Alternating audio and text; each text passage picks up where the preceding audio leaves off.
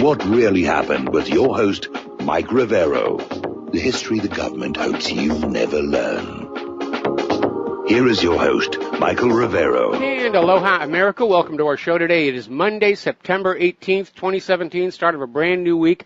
Getting close to the end of the month, getting close to the official end of summer. It's the next few days here, although we are already getting snow in some parts of the country here. We have a lot of stuff to talk about today. The phone lines are open, 800-313-9443. Mike is in our control room, twiddling the dials, keeping us out of trouble, ready to answer the phone when you call on in. And obviously, one of the big news stories that we've seen all over the corporate media are these protests going on in St. Louis, where everybody is just out there rioting, and Antifa and Black Lives Matter, and they're just screaming that this police officer was acquitted of first-degree murder in the shooting death of a black suspect. And everybody's out there saying, see, it proves we're a racist nation, it proves we're a racist nation. It proves nothing of the kind. Think back to all those photos you saw from the hurricanes, in which you saw people of all colors helping each other get through that disaster. It absolutely yanks the rug out from under this idea that we have a racial violence problem in this country, despite all the money being spent to hire these protesters to go on out and cause trouble. This has gone on for 3 days there in St. Louis. And it's interesting, looking at the corporate media, they never mention the circumstances of this case itself. Now, here is what actually happened. Police officer Stokely and his partner saw Anthony Lamar Smith engaged in a drug deal. Smith then spotted the police and he backed his car into the police car twice. This was recorded on the police car's dash cam. Smith then sped off with Stokely and his partner giving chase. Now, after Smith's car was stopped, Stokely and his partner, Brian Bianchi, approached Smith's vehicles. Witnesses testified, and the dash cam footage showed that Stokely yelled at Smith through the driver's side window to open the door and get out. Smith did not. He did not comply and was on the dash cam.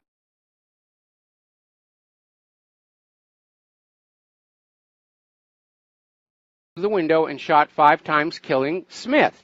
And a handgun was found in Smith's vehicle between the driver's seat and the center console. Now, I'm not a big fan of the police violence, but in this case, as near as I can tell, Stokely was justified. This is not a case of a white officer killing an innocent black man, but of a police officer shooting a criminal who clearly was resisting arrest, possibly with lethal force. But the corporate media isn't mentioning that. They're just pushing that white police officer, black victim, white police officer, black victim. That's all you need to think about. Start throwing rocks and bottles and everything like that. Still trying to gin up race riots in this country as a pretext for a declaration of national emergency and martial law. And anybody who understands the circumstances that led up to this police officer being acquitted in this case, it was clearly justifiable in the line of duty, and it's just making Antifa and Black Lives Matter look worse when you realize there's a non-issue there. We're not talking about some white officer who just walked up and for the fun of it drew down on a black guy just standing there on the street. That's not what happened. There was a crime in progress. The criminal fled. The criminal resisted arrest. The criminal had a gun. End of story.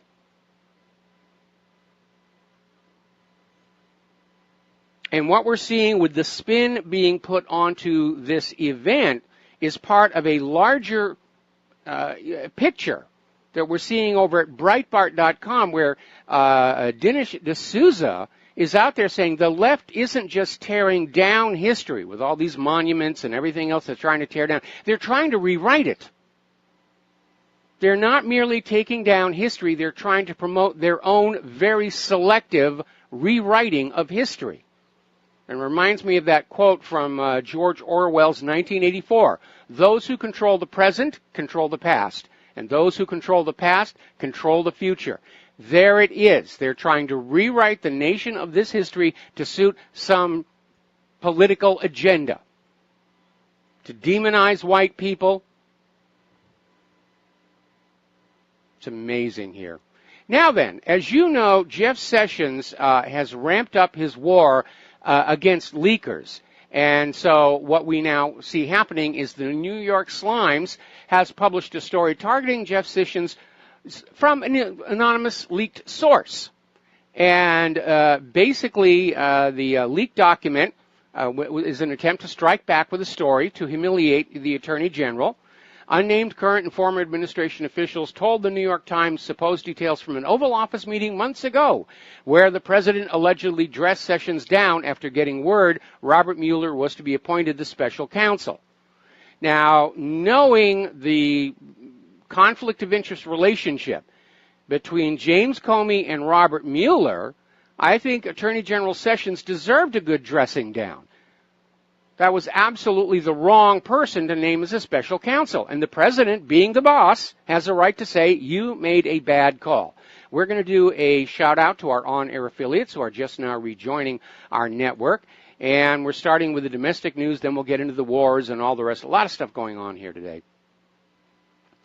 Now, as you know, Representative Dana Rohrabacher met with Julian Assange and apparently has a portable hard drive of information that would absolutely disprove this story that Russia hacked the DNC servers. And early reports were that Rohrabacher was going to have a meeting with Obama to share it with them. Apparently that has not happened. And apparently General Kelly, the White House Chief of Staff, is working to block Rohrabacher's access to the president. Doesn't want the president to know that there's doubt about that hacking story. So what we have here is a president who's being literally blinded, rendered deaf, dumb, and blind by his own staff. They're corralling him. They're filtering the information. We know they're lying to him, and they're preventing information the president needs to have from reaching him. And that is not what the job of the White House staff is supposed to be. They're supposed to be there working for the president to make sure he has the information he needs to make a good decision, rather than filtering propaganda through him to steer him in a pre-chosen direction. And that seems to be the reason why Trump has just backtracked on so many of his campaign promises, in particular the war agenda. He was told by the head of the CIA that there was absolute incontrovertible evidence that Assad gassed his own people at Idlib, and that's what triggered the cruise missile attack into the Syrian airbase. But the story never made any sense, and there's no proof of it. So we have the CIA lying to the president to control the president and force his hand on certain decisions. That's a dangerous, dangerous situation. Donald Trump is like a basketball up in the air, and his staff are all the players around him trying to tip the ball one way or the other. It's a very unstable system, and really horrendous mistakes can result. Now, as you know, James O'Keefe has done a lot of good work with his Project Veritas, and all of a sudden, he is being hit with all of these frivolous lawsuits, and his lawyers are saying these are completely frivolous, but they are going to cost him money. It's lawfare. And these lawsuits are all coming in from the people who were caught on these videotapes saying these very damaging things. And they're trying to say that this is defamatory and libel, and that Veritas has to issue an apology for making these statements about these people. And as James O'Keefe points out, Veritas did not say anything about these people. They merely showed the tapes in which these people said these things themselves. And that's why Veritas lawyers are saying these are frivolous lawsuits. They're never going to get through court. It's just being done to try and bankrupt Project Veritas through lawfare. And it's backfiring because donations are piling on in.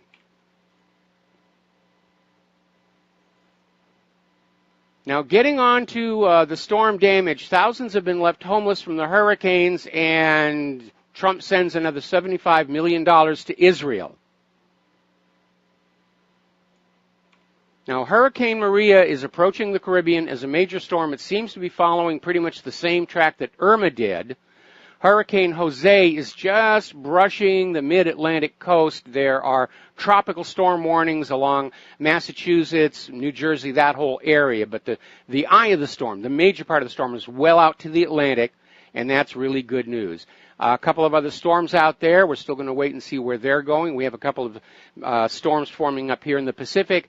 Two of them, we know they're not going to come anywhere near Hawaii. The third one, still up in the air.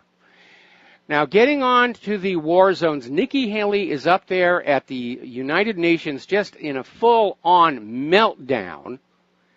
And there must be something about being named U.S. Ambassador to the United Nations that brings out the inner mass murderer in people. Remember when Madeleine Albright famously admitted that she thought 500,000 dead Iraqi children due to U.S. sanctions was worth it? John Bolton never met a disagreement he didn't want to turn into a war. Samantha Power barked about human rights while her administration's drones were snuffing out human life in unprecedented numbers. And the real butcher of the Balkans, Richard Holbrooke, sold the Yugoslavia war on lies. Negroponte sold the lie that Saddam Hussein needed to be killed and his country destroyed for democracy to flourish. And so now you have Nikki Haley out there saying Assad must go, and if the United Nations won't get behind it, we'll do it unilaterally. They're still back to that thing. They don't want to admit they've lost in Syria. And they don't have a legitimate reason to go back in there. But this war is all but over. The lifting of the blockade on Deir ez-Zor is the beginning of the end of Syria's war. And the Syrian army is driving the Islamic State out of villages on the eastern shore of the Euphrates River, and they have started crossing the Euphrates River at the key city of Jaffa.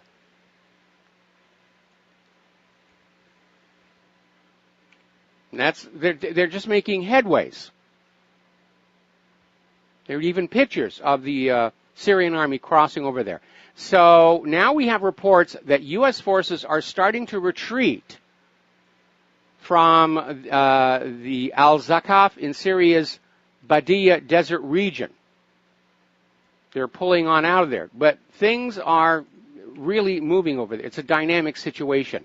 Russia, Iran, and Turkey have agreed on the final de-escalation zone in Idlib, Syria. Meanwhile, the Russian Ministry of Defense is denying Pentagon allegations that it hit U.S.-backed rebels in Syria. And again, the U.S.-backed rebels are enemy combatants of the government of Syria. Doesn't matter that the U.S. is backing them or not. Meanwhile, the U.S. is admitting that, yes, they did a strike on Deir ez-Zor that killed civilians, and we promise we'll have a really thorough investigation of what happened there. Now, the really alarming story here right now is that the U.S. has just unilaterally declared a no-fly zone north of the Euphrates River. They don't want the Russian aviation in there. They don't want the Syrian aviation in there. And the United States has no legal basis to declare a no-fly zone over other people's territory. And this could lead to a confrontation between Syrian and Russian aviation, and the U.S., and the war will be on, and Washington, D.C. will be so happy. Story coming out of RINF.com, something we've all known a long time, the CIA and its ally, Al-Qaeda. And Edward Snowden brought out a lot of this information about how the CIA is connected to Al-Qaeda, supports Al-Qaeda, supplies Al-Qaeda. All right, we're going to take a phone call. Steve in California. Aloha. Welcome to the show. What's on your mind? Well, Mike, mainly just a comment. I notice at least every other day or so that the president of North Korea launches a missile, and I know he's using this to send a message that he will not be invaded. It's just it's a deterrent because they don't have a nuclear weapon. But I think he's falling into this trap of he's actually fueling the warmongers here in the United States to say we need to take action, and of course he doesn't have the capabilities to even do a strike on us. That it's just not going to happen. He knows that would be devastating. That would be the end of North Korea. North Korea. Now, if you get past all the mistranslations, North Korea has never said anything about wanting to attack the U.S. or Japan or Guam or anything. They have made it very, very clear. They are building up their nuclear arsenal to prevent the United States from invading them, because they have a very clear memory of how terrible it was the last time the United States invaded their territory, and they don't want to go through that again, and frankly, who can blame them? No, I totally agree. I just wish he would emphasize that and just say, forget the missile testing right now. Just say, just keep repeating that over and over and over again, that North Korea does not want to war with anybody. We do not want to be invaded like Iraq was, and just keep stressing that point, repeating it over and over. And Steve, they are stressing it. The American corporate media will never report that. The American corporate media is lying about Kim Jong-un the same way they lied about Saddam Hussein, the same way they lied about Ahmadinejad. Remember when they said he was going to wipe Israel off the map, and it turned out that wasn't what he said at all. We're all getting these engineered translations of what Kim Jong-un is saying, and there's always the possibility of deception. Have you ever heard of this organization called MEMRI, M-E-M-R-I? The Middle East Media Research Institute, and it is an organization that provides free translations of Arabic media to Western corporate media. It's also an Israeli propaganda front, and they have been caught with mistranslation after mistranslation after mistranslation, always to make the Muslim world look bad and the Western world look good, and to justify invasion and war. We don't really know for certainty what Kim Jong-un is saying or thinking.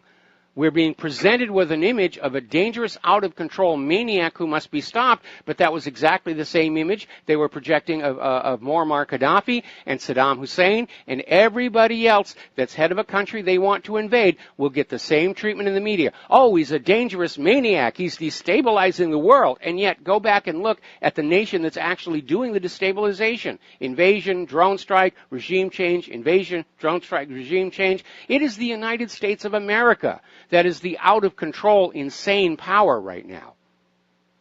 All right. Hey, well, thank you for that little bit of information. I'll look that up, that website. It's good. All right. Well, thank you very much. Thank you. We're going to let you go here. Now then, the U.S. up in Kabul is planning to expand their green zone. And apparently there's been a little bit of nervousness because some of the people who work inside the green zone live outside it, and they literally have to be flown by helicopter to and from the embassy. And so what they're going to do is they're now going to expand the green zone all around the residential areas. And what they're signaling is the United States has no intention of ever leaving Afghanistan. It's a permanent garrison. It's a Roman legion, if you will, an occupying force. Now, over in Iraq, their Vice President, Nouri al-Maliki, is denouncing the planned Kurdish independence referendum in northern Iraq, viewing it as the establishment of a second Israel, and saying they will not allow that. And we already know that Israel's fully on board with the establishment of the Kurdistan. Israelis of Kurdish descent have already started moving there. Meanwhile, Turkey is massing their troops in armored vehicles along their border with Syria to prevent the new Kurdistan from seizing part of their territory. Now, as you know, Israel is out there with their little cheerleader skirt and their pom-poms saying, you know, invade Iran, invade Iran, invade Iran. And Donald Trump is trying to come up with a reason to dump the P5+1 deal unilaterally, just break another treaty the United States has made. And the big problem is that the IAEA has gone on into Iran yet again, inspected all of the nuclear sites, and confirmed once again Iran is playing by the rules. Well, in response to that, Israel is now claiming that they gave the IAEA intel on secret Iran nuclear sites that were not included in the P5+1. See, the P5+1, they weren't complete. They wouldn't listen to us about these other nuclear sites, and we know bad things are going on over there. Basically, Netanyahu is trying to undermine and discredit the IAEA to give Donald Trump room to void the P5+1 deal and launch a war. But the IAEA may have ignored the Israeli claims given the fact that Israel's claims that led to the bombing of the Iraq power station at Osirak turned out to be false, as well as all of Israel's earlier claims stretching back 30 years that Iran was weeks away from having a nuclear weapon. We'll be right back after these commercials. And aloha, America. Welcome back to our show. Let's take a phone call from Rick in Arizona. Aloha, Rick. Welcome to the show. What's on your mind today?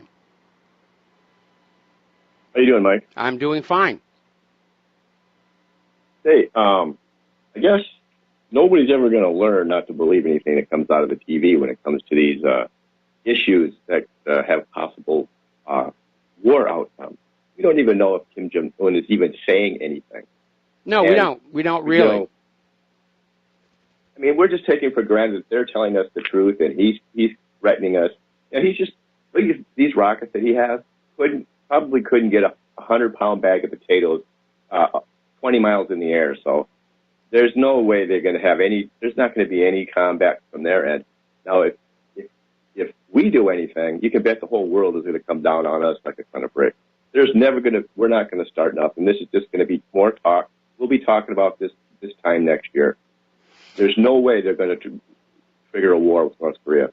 If they do, it would be. I hope you are right. I hope you are right. I really do. But the fact of the matter is that North Korea has demonstrated a considerable capability of getting their missiles to hit their targets.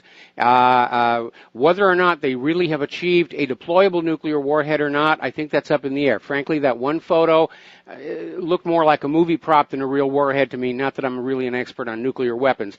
Both sides are bluffing and blustering and thumping on their chests, and that's what makes the situation very difficult. Okay. I got one question for you, Mike. Hang on. I got one question. Before the question, I want to make a point. North Korea does have some very long-range rockets like the Taepodong 2 that can reach the United States of America. But again, North Korea keeps saying over and over again, they don't want to get into a war with other people. They don't want to attack Japan. They don't want to attack Guam. What they want is to deter aggression by outsiders, and that is the reason for any country to have a nuclear arsenal. Nobody's going to just haul off and use a nuclear weapon and throw away that deterrent without a very, very good reason. And remember, the only nation that's ever actually used nuclear weapons against another country is the United States. And they only did so in the sure and certain knowledge that nobody was going to fling a nuclear bomb back at them. Okay. Now the question I have is, Mike, where are they storing the fuel of these rockets to make it all the way over here to the United States? And what kind of guidance system are they using? Are they using satellite communication? Are they using gyroscopes that the primitive Germans used during World War II? I mean, this technology is so far out of their reach, in my opinion. It's propaganda. I mean, it takes 12 hours to fly to Korea from Las Vegas. So where are they putting the fuel? How does a rocket hold that much fuel to make it to the United States? It's impossible. Well, no, I disagree. I mean, we certainly know other countries have made rockets that are able to cover half the globe. And when you're talking about 12 hours to fly from Las Vegas to North Korea, you're talking about carrying a very heavy payload. A nuclear missile, it only has to carry that nuclear warhead. And that makes it... Yeah, but it's all relative to the size. Okay. Oh, okay. I don't know. I just think what we have here...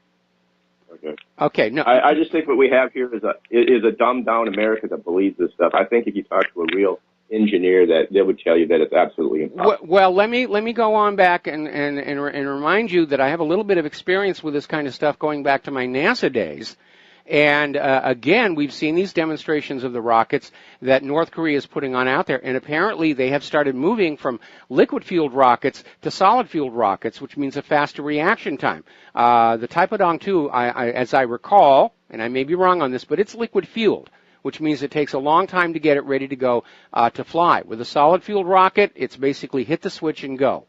And if they can achieve a very lightweight nuclear warhead, then yes, they're within hand's reach of being able to have that nuclear deterrent. Once they actually have it, I think we're going to see all this nonsense and posturing against North Korea just go away. They'll have some of the distraction will be over in Ukraine or something like that. But right now, it's a game of brinksmanship between the United States and North Korea, and neither side is backing down, and yet neither side is daring to actually take an overt step, which let's hope that situation maintains itself. But again, North Korea, you keep trying to cut me off. What is it you want to say? Well, are there any Google Earth pictures of their nuclear reactor? Yeah. They have to have a nuclear reactor to enrich U-235 to get it into a critical mass. Yeah, you can see North Korea's nuclear facilities on Google Earth. I've already done it. Anyway, we have to let you go. Okay. We got to take a break for commercials. We'll be right back. And aloha, America. Welcome back to our show. Now, in response to Rick from Arizona, I know a lot of us would like to believe that this is all fairy tale and bluff and propaganda, and there really isn't a risk or a danger out there. but unfortunately that's not being real world. What we know as a fairy tale and a fantasy is who the aggressor is, because the American corporate media and the government are out there trying to convince you that the entire world is ready to aggress against us unless we preemptively bomb them back to the Stone Age. Now, regarding the dynamics of an ICBM, it is true that Rick's flight from Las Vegas to North Korea uses a lot of fuel because it's using fuel all the way during the flight. Same thing with a cruise missile, using fuel all the way during the flight, air-to-air missiles and things like that. ICBMs operate a little bit differently because they only need enough fuel to get them through what is called the boost phase. That's when they're accelerating from the ground up onto their trajectory. And then after that, they don't need any more fuel. They're coasting the rest of the way. Physics, gravity, are driving that rocket to its final destination. So it doesn't need as much fuel per pound of payload as you would need for more conventional air transport. Now, North Korea has developed missiles that do have a long range. North Korea is developing nuclear weapons. At the point where they plausibly have merged the two, everybody's going to back off. The reason that the United States makes such a big stink about anybody having nuclear weapons, whether it's Iran or Iraq or North Korea or whoever, is the United States wants the option of invading those countries at some point in the future.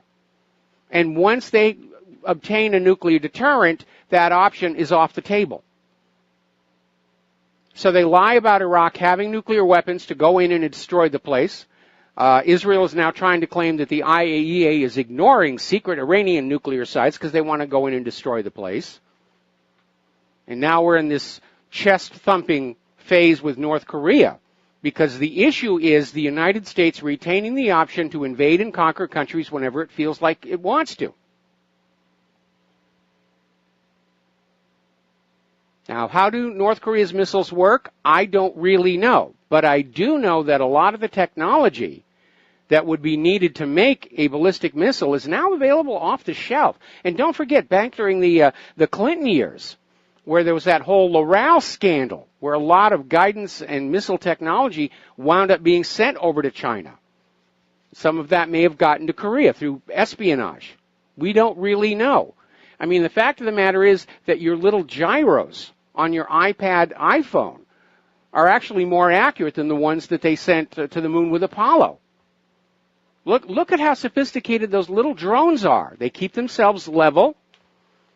When you're flying a drone, you're not really flying the drone. The drone flies itself. All that control you have tells it is where you want it to go, and it handles the rest.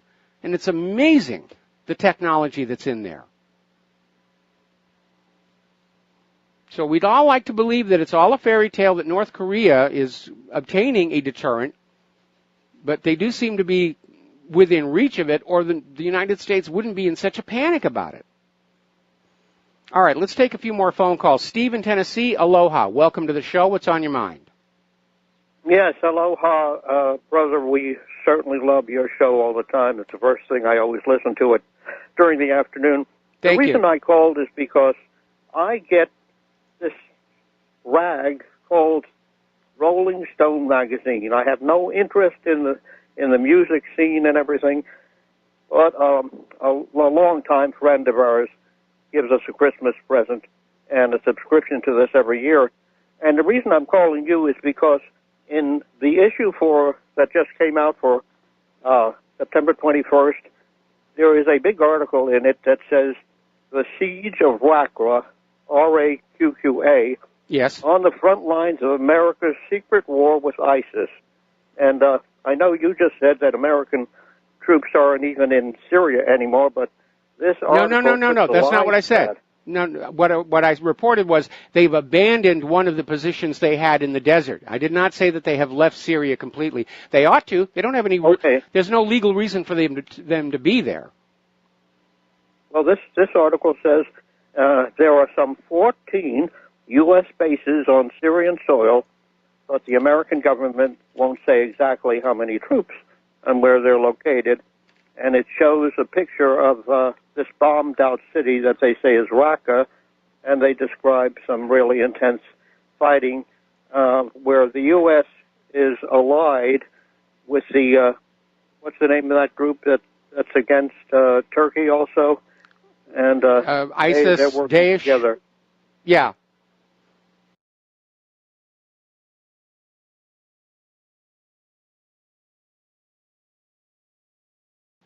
They were done by Hillary Clinton, you say? Yes, when Hillary Clinton was Secretary of State, they were smuggling arms from the conquest of Libya over to ISIS and Al-Qaeda in Syria, and that consulate at Benghazi was the hub of the gun-running operation. And so, Yeah. Of course, the paper records were all destroyed in that attack. Well, according to this, we're still going to be fighting in Syria just to try to get rid of ISIS. I think didn't you say that we are really supporting ISIS? We're using ISIS against Assad. I mean, and again, Nikki Haley up at the United Nations is already out there, admitting the U.S. agenda is to get rid of Assad. And I think the United States presence in Syria and, for that matter, Afghanistan is more a matter of appearing to not have lost those wars. They certainly have not won them. But as long as they pour material and our kids into these war zones, they can stand up and say, well, we haven't lost yet. There's still hope for the future. Because the first time the United States suffers a serious defeat in any of these countries, it's going to yank the rug out of the rest of this whole, global domination agenda. Yeah, I was hoping we'd have a little bit better situation when Mr. Trump got elected, but me too. I don't know. Yeah, I'm very disappointed in him on that. On the other hand, it does seem like he's been completely cocooned, and his entire view of the world right now is being filtered and colored by those around him. And by the way, with regard to Rolling Stone, they have one writer over there, Matt Taibbi. You need to pay attention to what he writes, because he writes great stuff. In fact, he goes. Yeah, he definitely cancel the subscription, but I do like to read his stuff. Yeah, because he'll actually report on things the American corporate media won't dare touch. That's correct. So you can get a copy of the issue and see it for yourself. What they're talking about, RAQQA, RAQQA. I don't know if that's the right pronunciation. It's pronounced Raqqa. Yeah. Okay. Well, thank you for taking my call, mister. All right. Well, thank you very much for the phone call. We're going to let you go. I dream of the day I have my photo on the cover of Rolling Stones. I always loved that song. All righty. Back to the phones. Joe in New Jersey. Aloha, Joe. Welcome to the show. What's on your mind today? Aloha, Mike. Aloha. I'm probably 10 or 15 years older than you. But it may not be relative now since the latest conversation as the program has evolved. But getting back to the news, I recall when I was a kid growing up in New Jersey, my dad and mom used to bundle all us kids up in the car and travel 6 or 14 hours to the Appalachian Mountains to West Virginia to visit my grandmother, my mother's side. And there'd be nothing to do there. And I would sit in the living room with my grandfather, and I would turn the radio on, and the news would be the corn products harvest and whose pig won a blue ribbon this week. Oh, I remember those days. That was back when radio stations really were local community assets. They weren't networked together, and it was all national news and stuff. And I had the same thing in that town I was growing up in, New Hampshire. There was a small AM broadcaster in the same county, and 90% of what they were talking about was what was going on in the county. Whose barn burned down, and who had vandalized whose mailbox and stuff like that, and definitely made it much more interesting. Incredible how things have evolved.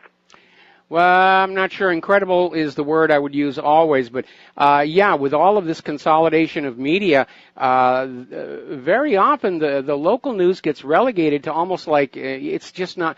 You're being given the message that what you are doing in your local community is just really much less important to you than what's happening on the grand global stage. There you go. Hey, Mike, you got a fabulous show. Thank you. And I tell everybody that I run into, I run a little car service business. They gotta plug into WRH.com. Okay, it's not. This is where it's at. It's not WRH.com. That goes to the Western Regional Hospital. I tried to get it. I couldn't get it. It's whatreallyhappened.com. You have to spell it out. I'm sorry. That's the way it is. Oh, thank you.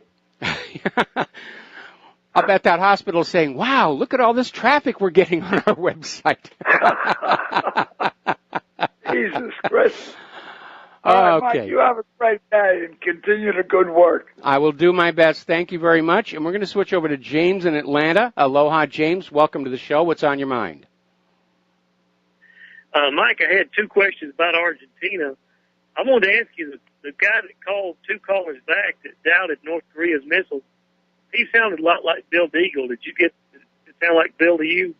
No, he didn't.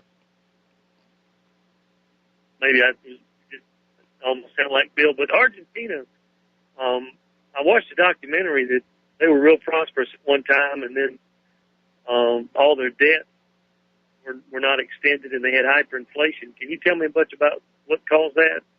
Well, yeah, this actually goes all the way back, for decades of U.S. intervention in South America. It goes all the way back to the Cold War, where a lot of these South American countries there were socialist governments, and they were taking the wealth of the nation and spending it on the people, which strikes me as a good way to run a country. And so the U.S. started trying to intervene and project power. A lot of this came out of the Monroe Doctrine.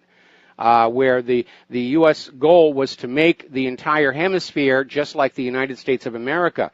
And some of it was pretty direct, like the ouster of Allende and imposing the dictator Pinochet on Chile. But one of the things the United States did was they used the American banks as tools of foreign policy, in which they would go down to these countries in South America and offer them very generous loans at low rates, to allow them to build up their businesses and their infrastructure, and these South American countries would agree to these loans. And very often there were bribes paid to the leadership to put this thing through.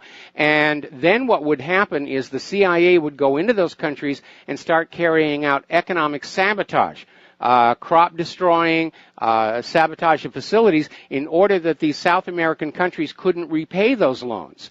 And that's what put these countries into debt, and along with that debt came strings from Washington, D.C. on how they should run their countries. And it's even referred to obliquely in the movie The Good Shepherd, where they talk about the CIA deliberately dropping these pests on these coffee plantations in this country to destroy the coffee crop so that they can't sell it and make the money to pay back the loans. And that's how that all came about. So Argentina, all of those countries fell into that debt trap by the U.S. They've been trying to get on out, but as is always the practice with bankers, their agenda is to never let you get out of the debt, because once you're out of the debt, you're out of their control. This documentary even said they had a Harrods department store. Did they have a lot of British people living there? Was Britain... I thought that was interesting. Oh, yeah, they were very, very close for a while. And of course, then there were a lot of tensions. And, once the New World opened up, everybody was trying to establish partner relations with countries as they popped up all over there. So, yeah, there was a lot of British companies, a lot of American companies that were all over there. And the war in the Falklands, what was all that about? Well, there are differing opinions on it. Basically, it was a case of the Falkland Islands were obviously claimed by two different nations, and people look at the Falklands and say they really weren't worth fighting over, but apparently Thatcher decided that she needed to prove how tough she was as prime minister, and launched that Falkland Islands War, which, they managed to liberate a whole bunch of sheep and not much else. Well, I'm going to research a little bit more. It was just an interesting thing that I saw about how much inflation they had and how things changed so fast. And this all happened in the late 80s. It wasn't like it was 100 years ago. This is something that happened recently. Yeah, it did. They were very prosperous throughout most of their history. In fact, you look at most of the countries around the world right now. For most of their history, they've been comfortable. They've been prosperous. It's only over the last few decades of this economic hegemonic domination by the United States that these countries are being impoverished for the benefit of American corporations. Thanks, Mike. Have a great day. All right, thanks an awful lot here. Going to let you go. The phone lines are open now. Interestingly enough, there is a German minister who's come on out. Actually, it's many of them. Top German politicians are demanding the United States remove the nuclear weapons stationed within Germany, because in the event of a U.S.-Russian war, those nuclear assets would be a first strike target, and Germany doesn't want to go through that. And as a matter of fact, the anti-nuclear agenda may be intruding into the national elections. A lot of people are realizing that the U.S. is gunning for Russia one way or the other, and they're all trying to basically get to the sidelines and not look like a target to either side, knowing that in the aftermath of a U.S.-Russian nuclear exchange, they're going to be the new first world. And I'm hearing all this alarming talk about war with Russia. Newt Gingrich is out there saying Trump can attack Russia quickly and decisively. We can just do it whenever we want. Frankly, it sounds like a bluff to me. It really does. Bluff and bluster is the sense I get from this. More when we come back from these commercials. And aloha, America. Welcome back to the show. So as I said before the commercial break, I am really getting very angry at all this tough talk about Russia. And apparently there's this conference of the Yalta International Strategy in Kiev, and Newt Gingrich was up there basically saying that, yes, we can whip Russia anytime we want to, and he's predicting that Russia will withdraw first from the Donbass. Again, they're not actually there. And then from the Crimea. And again, they didn't steal it. They're building lies on top of lies on top of lies.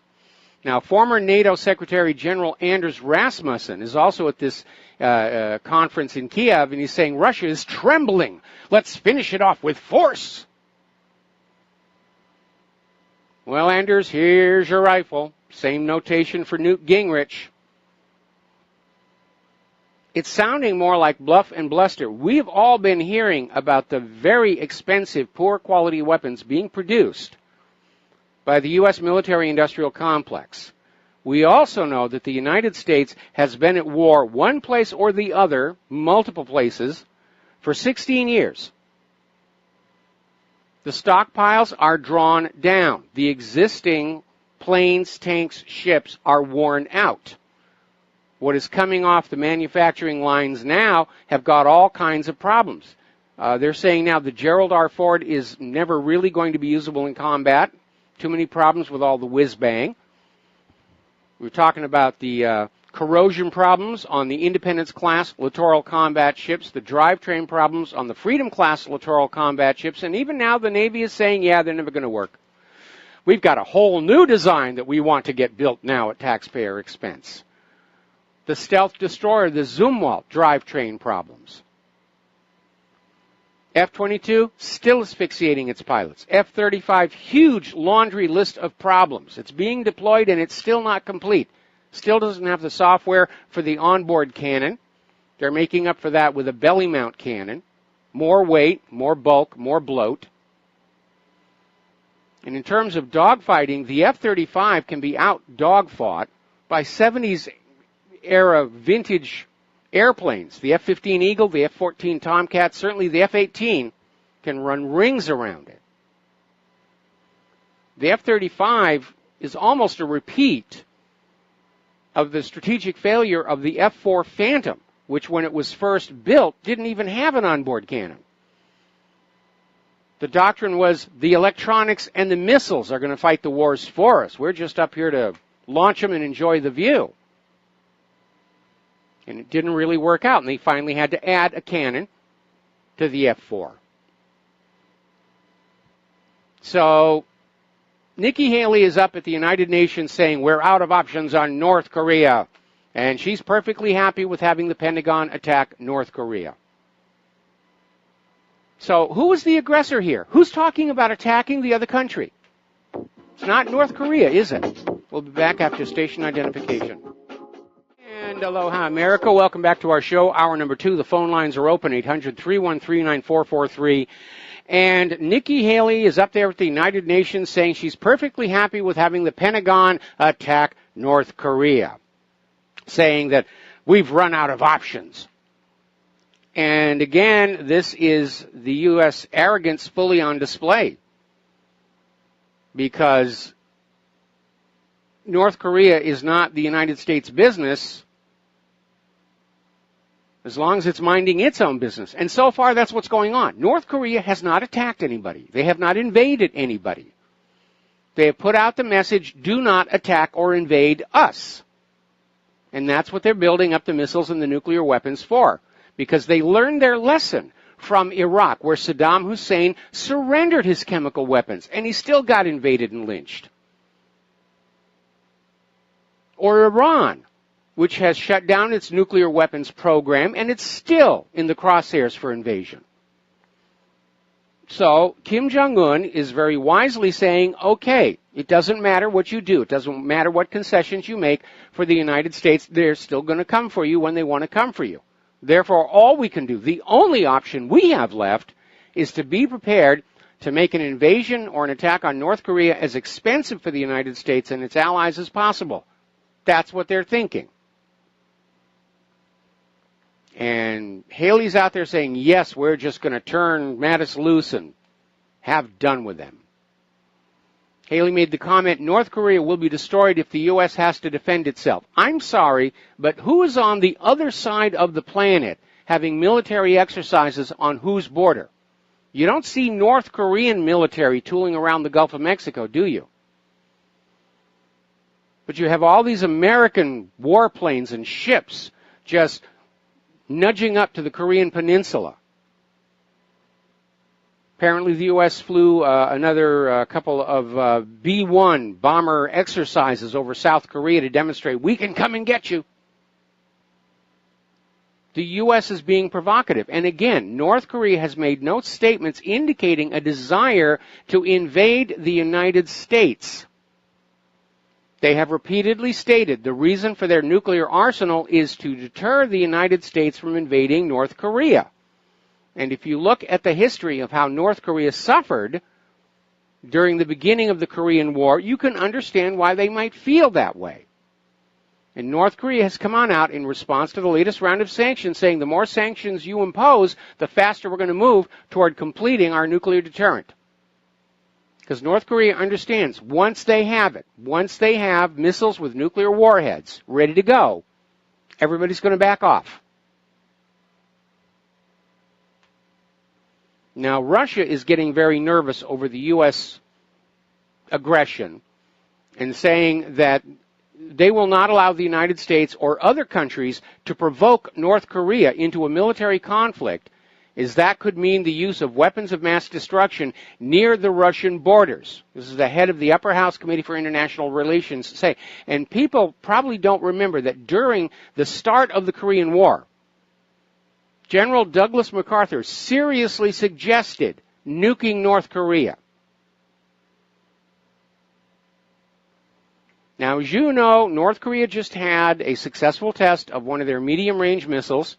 It flew out over Hokkaido and hit its target. And everybody was saying, well, you know, we keep hearing all this talk about, you know, when North Korea has another test, we're going to shoot it down. The U.S. said that. Japan said it. And that was like 3 tests ago, and it never happened. Everybody said, why aren't they keeping their promise to shoot down the North Korean test missiles? Well, because what if they try and shoot down the North Korean test missile and they miss? It's one thing to shoot down an incoming target that you launch it yourself, like these 2 tests of THAAD that they had here, starting in Hawaii, ending in Alaska. But the reality is that all of these missile systems the United States has developed and sold to these other countries can't reach North Korea's missiles. THAAD stands for Terminal High Altitude Area Defense. The missile must be in the terminal stage. That is, coming down close to the target before it can be intercepted. North Korea's test missile flew over Hokkaido at an altitude of 475 miles, way into space.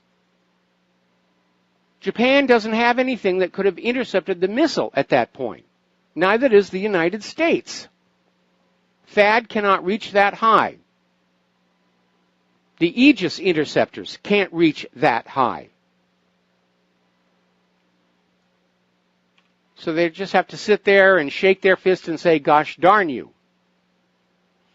Now here's a little bit of an embarrassment because apparently there was a conference up in Canada talking about the North Korean threat and what was going to be done. And apparently, Canada is not a participant in the U.S. ballistic missile defense program. But the Canadian perception seems to be that Americans would shoot down an ICBM headed for a Canadian city. And apparently, the news was put out, no. As a matter of fact, a U.S. general has confirmed U.S. policy is not to defend Canada in the event of a missile attack. Now, at this point, I can't imagine why anybody would want to attack Canada anyway. Canada minds its own business. They're nice people. Screwy liberal government, but they're nice people. We're going to do a shout-out now to our on-air affiliates who are just now rejoining our network. I love Canada. Of course, I haven't been there in a while. But I thought it was a really wonderful place. Wonderful people. Very clean, very polite. I really liked it. If they didn't have such a screwy government, I might actually think about wanting to retire there. Except Claire doesn't really like the snow. Now then, apparently, again, getting back to North Korea here, the U.S. made a request to Kuwait to eject the North Korean ambassador, and Kuwait went ahead and did just that. Going to go out there and prove that we're tough. We're going to have other people do our bidding for us. Let's take a phone call. Dustin in New Jersey. Aloha. Welcome to the show. What's on your mind? Hi, Mike. Hey, Hi. what did you talk about St. Louis yet? Yeah, at the very top of the show. Yeah, hey, Mike, isn't it ironic that we protect the poppy fields of Afghanistan and we kill people to protect them, and we also kill people that sell them? He was selling heroin. No. We only kill the people who are importing and selling drugs who are not part of the Central Intelligence Agency. Those people get off free. I actually met Freeway Ricky Ross in Los Angeles through my first wife, who was an Olympic-class substance abuser, and he used to openly brag he was with the CIA. And as long as he was with the CIA, the police would never touch him, and they never did. The war on drugs is the war on the competition's drugs. Isn't it amazing how the police officer, the gun that was found, had his DNA on it and not the guy in the cars? I didn't. Hold it. I didn't read that. Where's that from? I believe that was in a couple of sources that found the gun. It was sealed up. They said the information was not substantiated, but the gun they found in the car only had it was like a throwaway gun from the officer that shot. You're saying that this was not substantiated. Well, according that was one of the reasons why they fired him, because he stuck when he went back into the car, the police truck or the car. Okay. To put his rifle away, he went into a bag, and supposedly that bag was a throwaway gun that he put back in the car, because the gun they found in the car had the officer's DNA, but not the driver of the car. I would want to see a source on that. I would like to see a source on that. Okay, but it does explain why he's a former police officer. Well, you know, I would see maybe a manslaughter charge coming out of that one, but not first-degree murder. I mean, we are dealing with a guy who was, you know, a criminal fleeing the scene. You know, he did show aggression by backing his car into the police car twice. And I think in the circumstances, I disagree with the idea of using a drop gun, but I think a credible case could have been made that this guy was trying to find a gun. I mean, it is shown on the dash cam that instead of getting out of the car, that he's rooting around trying to find something. It's just sad how in these days, both sides is like, you're stuck in the middle. You know, both sides are bad. You know, the good cops protect the bad cops. The criminals, you know, obviously they all protect each other. And then you have the Black Lives Matter, George Soros funded, that go out and loot and smash businesses that have nothing to do with anything. You know, yeah, it really does. It does feel like the country is starting to fall apart here. Hey, Mike, real quick on Syria. Did you see them? I don't know if you talked about the Russians that bombed the ports in the Euphrates River. They had ISIS, some ISIS facilities set up. Might have been a few trucks, maybe some oil trucks, a couple of boats. So they knocked them out. And I know the Syrian army partially crossed the Euphrates River. So that's setting up to be a clash against the the Kurdish elements, which, you know, obviously Turkey's going to take care of eventually on that side of it, because Turkey's never going to accept like the Kurdish factions. You know, there's a different. No, they're not. Kurdish faction, but some nasty ones. And Iraq is already saying that they view a new Kurdistan as a second Israel, and they will not accept that. And I don't know if you heard yet or not, but the United States has now unilaterally declared a no-fly zone north of the Euphrates, where only U.S. aviation will be allowed to operate. Nothing from Syria, nothing from Russia, nothing from Turkey. It's the usual ham-fisted assertion of authority by the United States, which has no basis in international law. You know, basically it's a blockade, and a blockade is an act of war. Did you also notice that there's like in that whole area, there's a lot of oil facilities? I don't know if anybody noticed that. Well, the oil is definitely what the fight's all about. You know, getting control of the oil and making sure that it's sold only for the dollar. All right, thanks, Mike. All right, thanks an awful lot. We're going to let you go, and we're going to switch right on over here to Terry in Oregon. Aloha, Terry. What's on your mind? Oh, Mike, I just want to remind people that yesterday was Constitution Day. It was signed September 17th, 1787, 230 years ago. Yep. And you don't hear too much about it because, you know, they don't want to emphasize the Constitution too strongly these days. But I think we need to remember it because, in my mind, it ranks right up there with the 4th of July. I mean, the 4th of July gave us the country, and the Constitution Day gave us the kind of country we're going to have. And what we got to do is remember the articles and the amendments, and remember also be aware how they're being violated today, how they're being taken away from us, and how they got no right to be taken away from us. So, you're absolutely right. Also, there was some students who had these pamphlets made up about Constitution Day, and they were given them out on Constitution Day. It wasn't this year, but they were accosted by campus police, and they were taken to, they said, you can do this in a free speech zone, you know, way on the other side of campus. They had some area set up where they could talk, but they couldn't just mix amongst the other students and give out the pamphlets about the Constitution. I thought that was a pretty sad thing to have happen in our country. It is a very sad thing, and the courts have finally ruled that the idea of a free speech zone is itself unconstitutional because the Bill of Rights makes it clear that you can assemble peaceably in any public space whatsoever and petition for redress of grievances, which is what the First Amendment is really all about. I'm an absolute strict constitutionalist. And I view any government that is not 100% in compliance with the Constitution and the Bill of Rights as illegal and illegitimate. But we are unfortunately seeing a repeat of what happened in Germany following the Reichstag fire and the enabling acts. All of Germany's civil protections for citizens were slowly stripped away until it was just this complete dictatorship. And we're seeing the exact same thing happen here. And now we're seeing the independent media come under attack, and things are getting a little bit tense out here.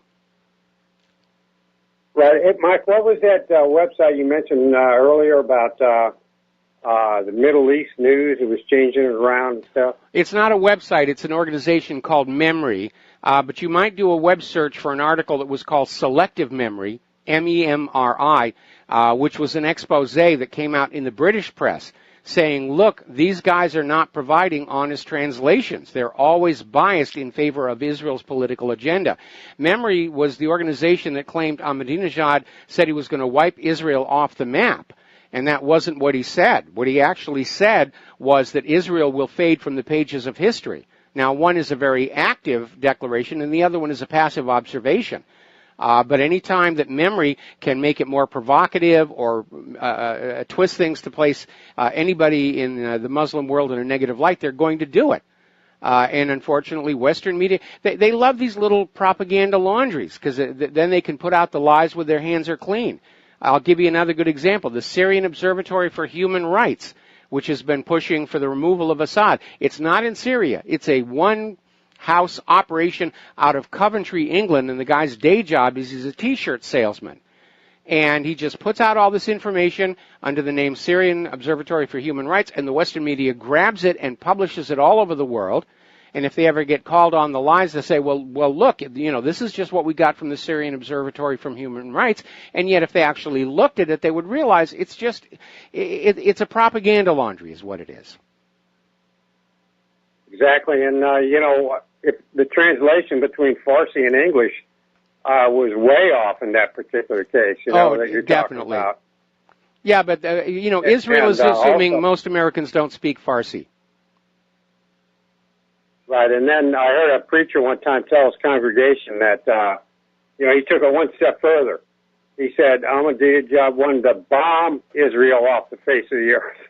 I mean, this is really getting, it was one thing to say, if the Palestinians were allowed to vote, that they vote out the Israeli faction in Palestine. But then they took it to the next step, and then they took it to the next step, and pretty soon, Ahmadinejad's going to bomb Israel off the face of the earth. When you were a kid, did you ever play the game of gossip, where you line up a bunch of kids and you whisper something to the first kid, and he whispers it to the second, who whispers it to the third, and by the time it gets to the end of the chain, it's usually completely different. And that same, don't even recognize. Yeah, barely recognize. That same thing is happening between those who start the propaganda and the corporate media, and then it goes on out into the general population who are getting the message, you are supposed to hate Iran or you're supposed to hate North Korea, and as they pass that information on to other people, they'll unconsciously put their own spin on it to make it look worse than it really is. And again, that earlier caller was right. We all need to just absolutely understand and accept that primary source of information we have, that corporate media, they are lying to us about pretty much everything except the sports scores and the weather, and they're not all that good on the weather. Yeah, and, in that game you're talking about, they're interpreting it the wrong way. But today it's blatant lies, saying he said this, which is, on purpose, not, through translation, Yeah, truth is the first... Okay? Okay. Yeah, thank you very much. All right, thank you very much. Well, there's an old saying, truth is the first casualty of war, and we're seeing it here right now. I mean, look at the whoppers they were telling us about Saddam's nuclear weapons, and he was going to uncork on Europe in just 45 minutes, and then it was over on Syria and Assad. He's got all these horrible... It's the same pattern. When the United States decides they're going to attack a foreign country, the corporate media's job is to demonize the country, demonize the people. Oh, look, they dress funny. They don't live the way we do. They're obviously inferior. And then portray the country's leadership as out of control, lunatic, wild people, a threat to all of civilization, justifying attack by the United States. We're going to take a break for commercials. We'll be back with more phone calls after these few words. And aloha, America. Welcome back to our show here. We're going to go right back to the phone. Sherry in Fredericksburg. Aloha. Welcome to the show. What's on your mind? Thank you, Mike. This is just due to, maybe this has been talked about before, but I'm so ignorant about bombs. This misdirecting, is it possible for us to misdirect a missile to intercept, not intercept it, but to just make it go like hit Japan from North Korea or something like that and say, oh, look what they've done. They've bombed Japan. Would that be possible? Well, it all depends for us to It all depends on how the North Korean rockets, missiles are being guided. Now, we know one of the weaknesses of the U.S. Tomahawk cruise missiles is they use the GPS system to navigate across the face of the Earth, and the problem with that is GPS can be spoofed. And as a matter of fact, the Russian firm Kalashnikov has literally come out with a shoulder-mounted device where you can jam the GPS signal of a drone or a cruise missile and send it off course. Now, that's a very good reason to not be using GPS. And whether or not you could jam GPS on a North Korean missile 475 miles away, that would take a huge amount of transmitter power to do. But again, not knowing exactly how North Korea is guiding their missiles, it's kind of hard to say. Now, I do know that on some versions of America's ICBMs, particularly the MIRVed ones, the buses actually navigate by the stars. They have little sensor viewports all over them, and they basically align the platform on the stars so that they know they're oriented correctly. And from then, they then do that little dance where they'll skip over here, release a warhead, skip over there, release a warhead, and so forth and so on.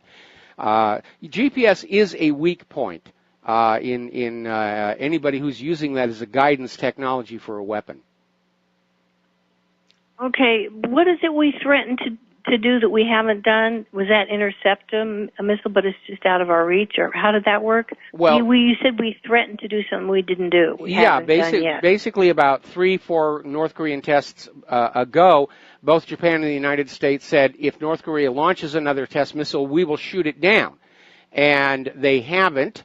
They haven't even tried. And the reality is that North Korea's missiles, while they're in that coast phase at the top of the arc, they're out of reach of all of the missile systems that we have. All of the systems that we have are designed for terminal defense, which means you're sitting, that missile system is sitting right on the target, which means the incoming warhead is coming right to them, and that brings it within range. But being able to shoot a missile that's 475 miles in space, we don't have the weapons right now. What if we had something up in the stratosphere, though, like masers? I don't know if anyone's heard of masers. They're lasers where you can listen to the stars, and the base for them is up in the stratosphere where the temperature is cold, because when this apparatus is used with this laser, it needs to be in a cold environment, so it makes it so noise doesn't interfere so much. If we can listen to stars with masers, what if we pointed that thing down to Earth and did something from up? Something from above. Okay, well, first of all, let's back up here a little bit. Masers predate lasers. Masers were actually the first development of having a stimulated emission of radiation, and it was done in the microwave regions because it was easier there, and it was designed to make a more sensitive radio receiver. They're not transmitters, they're receivers, and they don't have to be up in the stratosphere. They're used on radio telescopes here on Earth, and yes, the devices are chilled down to reduce noise and to actually make them a little bit more sensitive. So there really isn't anything a maser could do because it's a receiving device. I'm sure it could be turned into a transmitter as well, but not a... they could definitely do that. lasers are the same principle operating in the optical spectrum of the electromagnetic spectrum. Anyway, listen, I need to let you go. We got to take a break here. Thank you. And I'll fill out the rest of the detail when we get back from these commercials.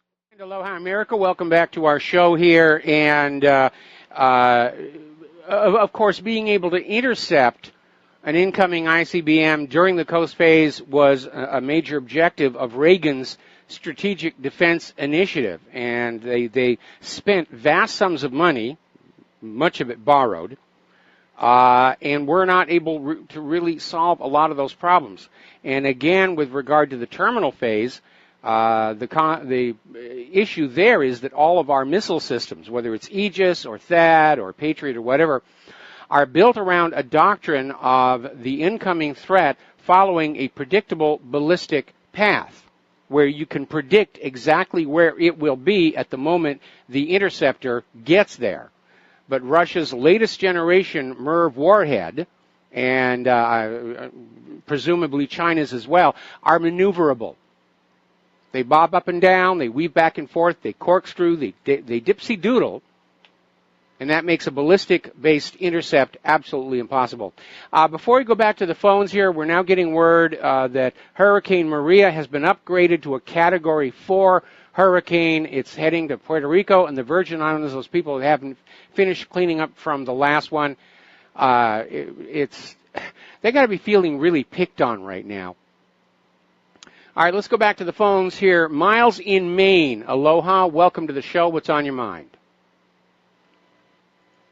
Yeah, Dustin makes so many good calls. I wanted to kind of explain a couple things about that St. Louis incident.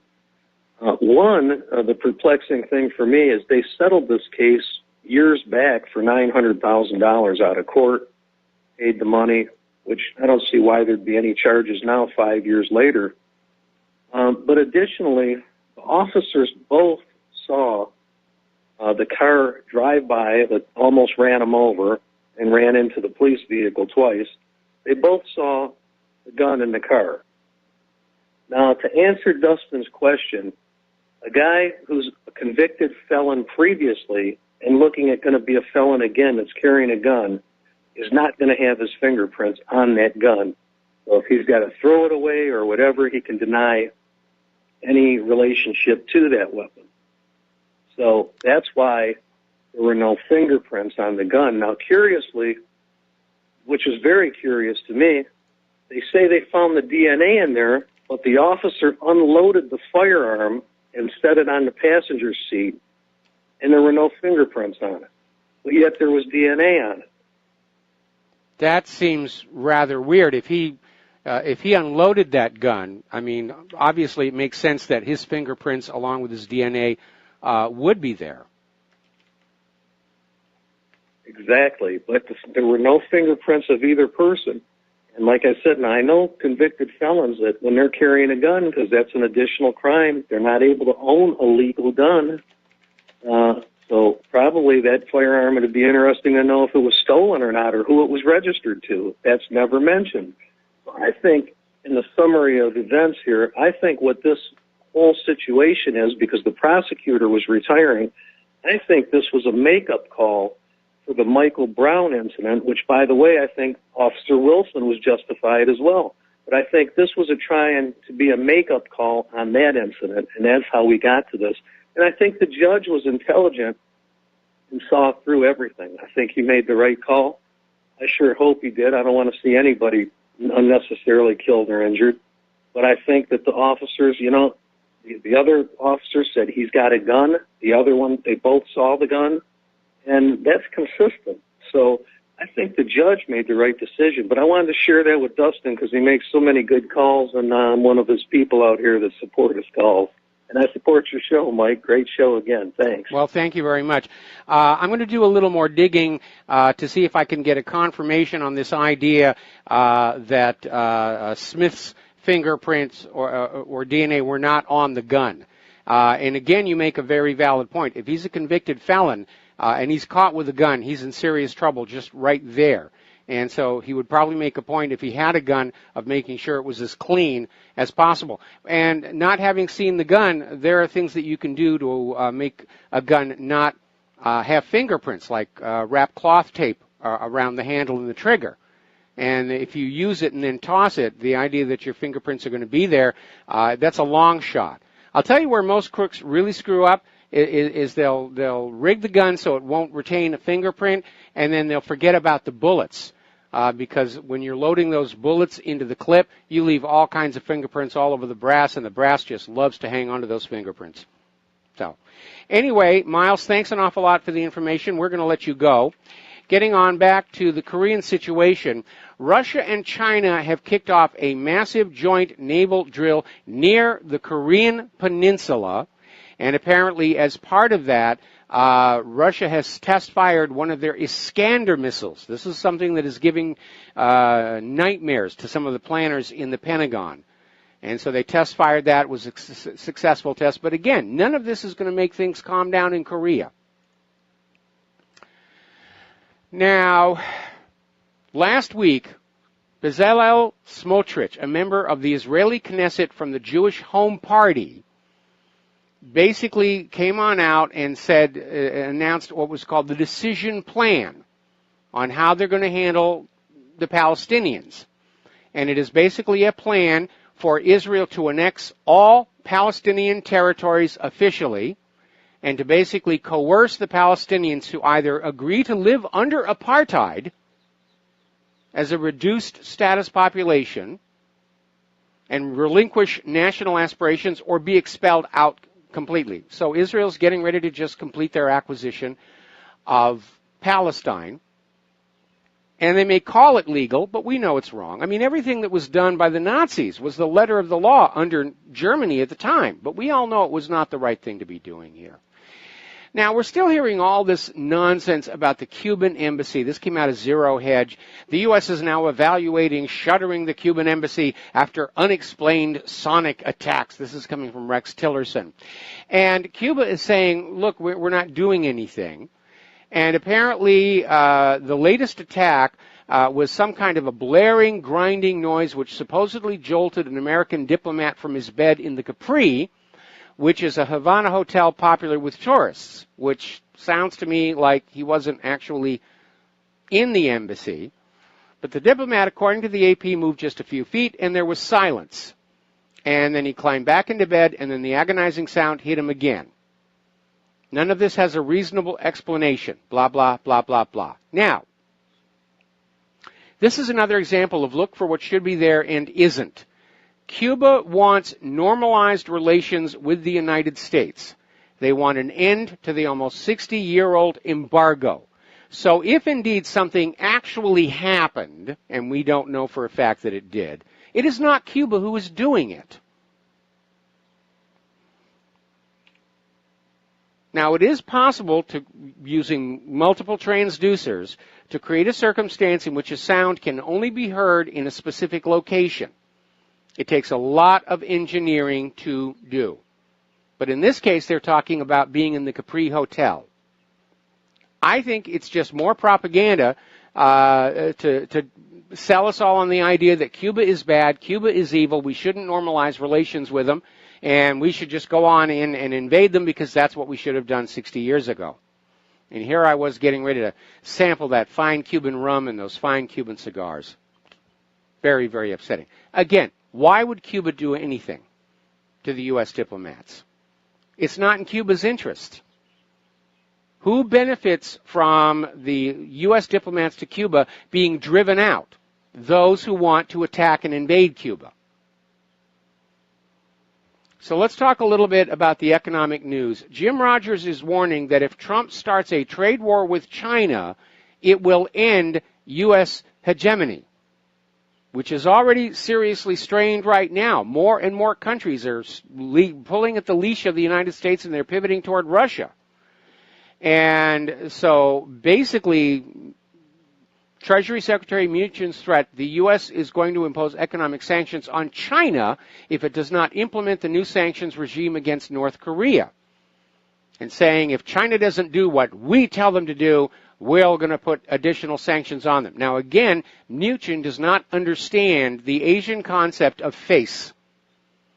And anybody who's conducting foreign policy with Asia, especially with China and Japan and Korea, if they don't understand that idea of face, they're going to make horrific mistakes. And I think they just did.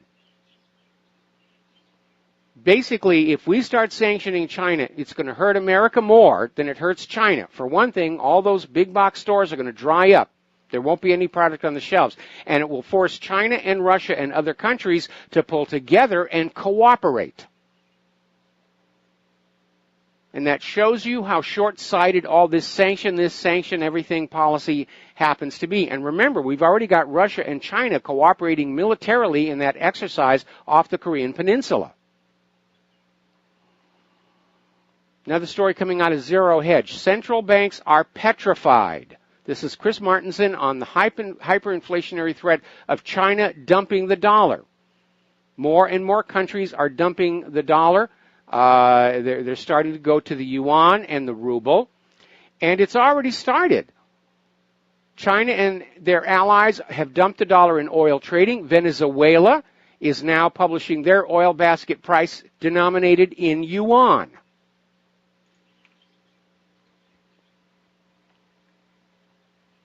Meanwhile, over in Germany, German companies that were working in Russia are rejecting the new anti-Russian sanctions law adopted by the U.S. last month. They're just going to ignore it.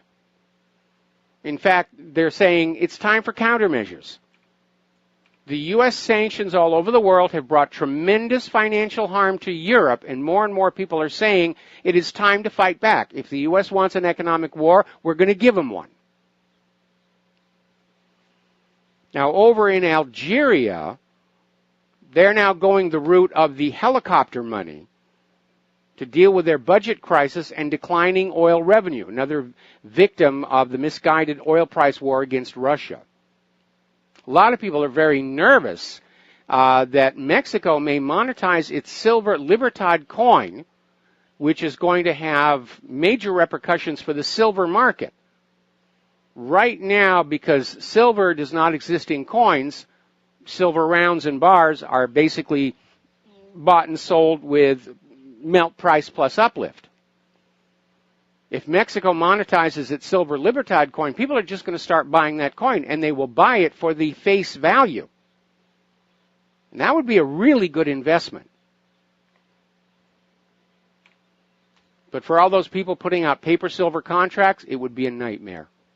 Amid the Chinese crackdown on the exchanges, Bitcoin has tumbled 28% this week.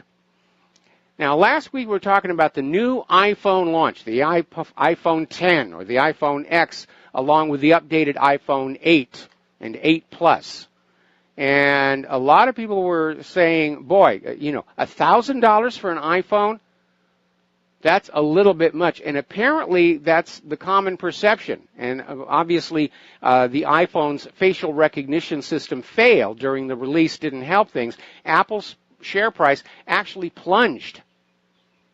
There are concerns that people are not going to spend $1,000 for an iPhone. And apparently there's already talk, because of all these Chinese sanctions, of possible delays in the supply chain, because the iPhones are still being made over in China. They make them very well. Iconic toy store Toys R Us could file for bankruptcy today. May have already filed for today. So if you're going to be doing any Christmas shopping for the kiddies, you better get it done right now, because they're not going to be around anymore. That's actually an issue for us here on Oahu, because all the other toy stores in the immediate neighborhood have already gone out of business, like KB Toys, victim of Mitt Romney. And now if Toys R Us closes down, not much left except the Hobby Lobby, which it's not part of the franchise Hobby Lobby. It's a little local store. Interestingly enough, in downtown Los Angeles, they have the largest homeless population in the entire United States.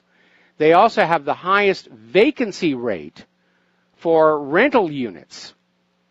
And apparently most of those vacancies are in the luxury apartments. and they've hit a 12% vacancy rate. This reminds me of something I said a few years ago with this out-of-control debt-based economic system. We were leading to a nation where we were going to see millions of homeless camped out in front of boarded-up mansions. And it seems like we're definitely headed that way. Another article coming out of Patriot Rising saying that long-term mortgage delinquencies are being seriously underreported. They don't want you to know things are actually starting to come apart. But then the U.S. government lies about all the economic indicators. They're lying about the rate of inflation. They're lying about the number of unemployed. Yeah, they're going to lie about everything. It's all they know how to do. They don't know how to fix the problem. Well, actually, they do. They know how to fix the problem. Andrew Jackson knew how to fix the problem. But nobody in Washington, D.C. has the courage to suggest that. They're all on the hook to the money junkies. The money junkies are perfectly willing to share their loot with the politicians as long as the politicians keep things the way they are right now. Now, we've been talking a lot about the problems over at the VA with some of our wounded soldiers being made to wait months, if not years, for much-needed medical care. And many of them die while waiting. Well, it turns out this problem is not confined just to the VA. Apparently, Social Security disability, their backlog tops 1 million, and the average wait is nearly 2 years, longer than most of the people applying for disability are likely to live. That seems to be the new solution to balance the budget. Just stall, stall, stall until the people asking for money die.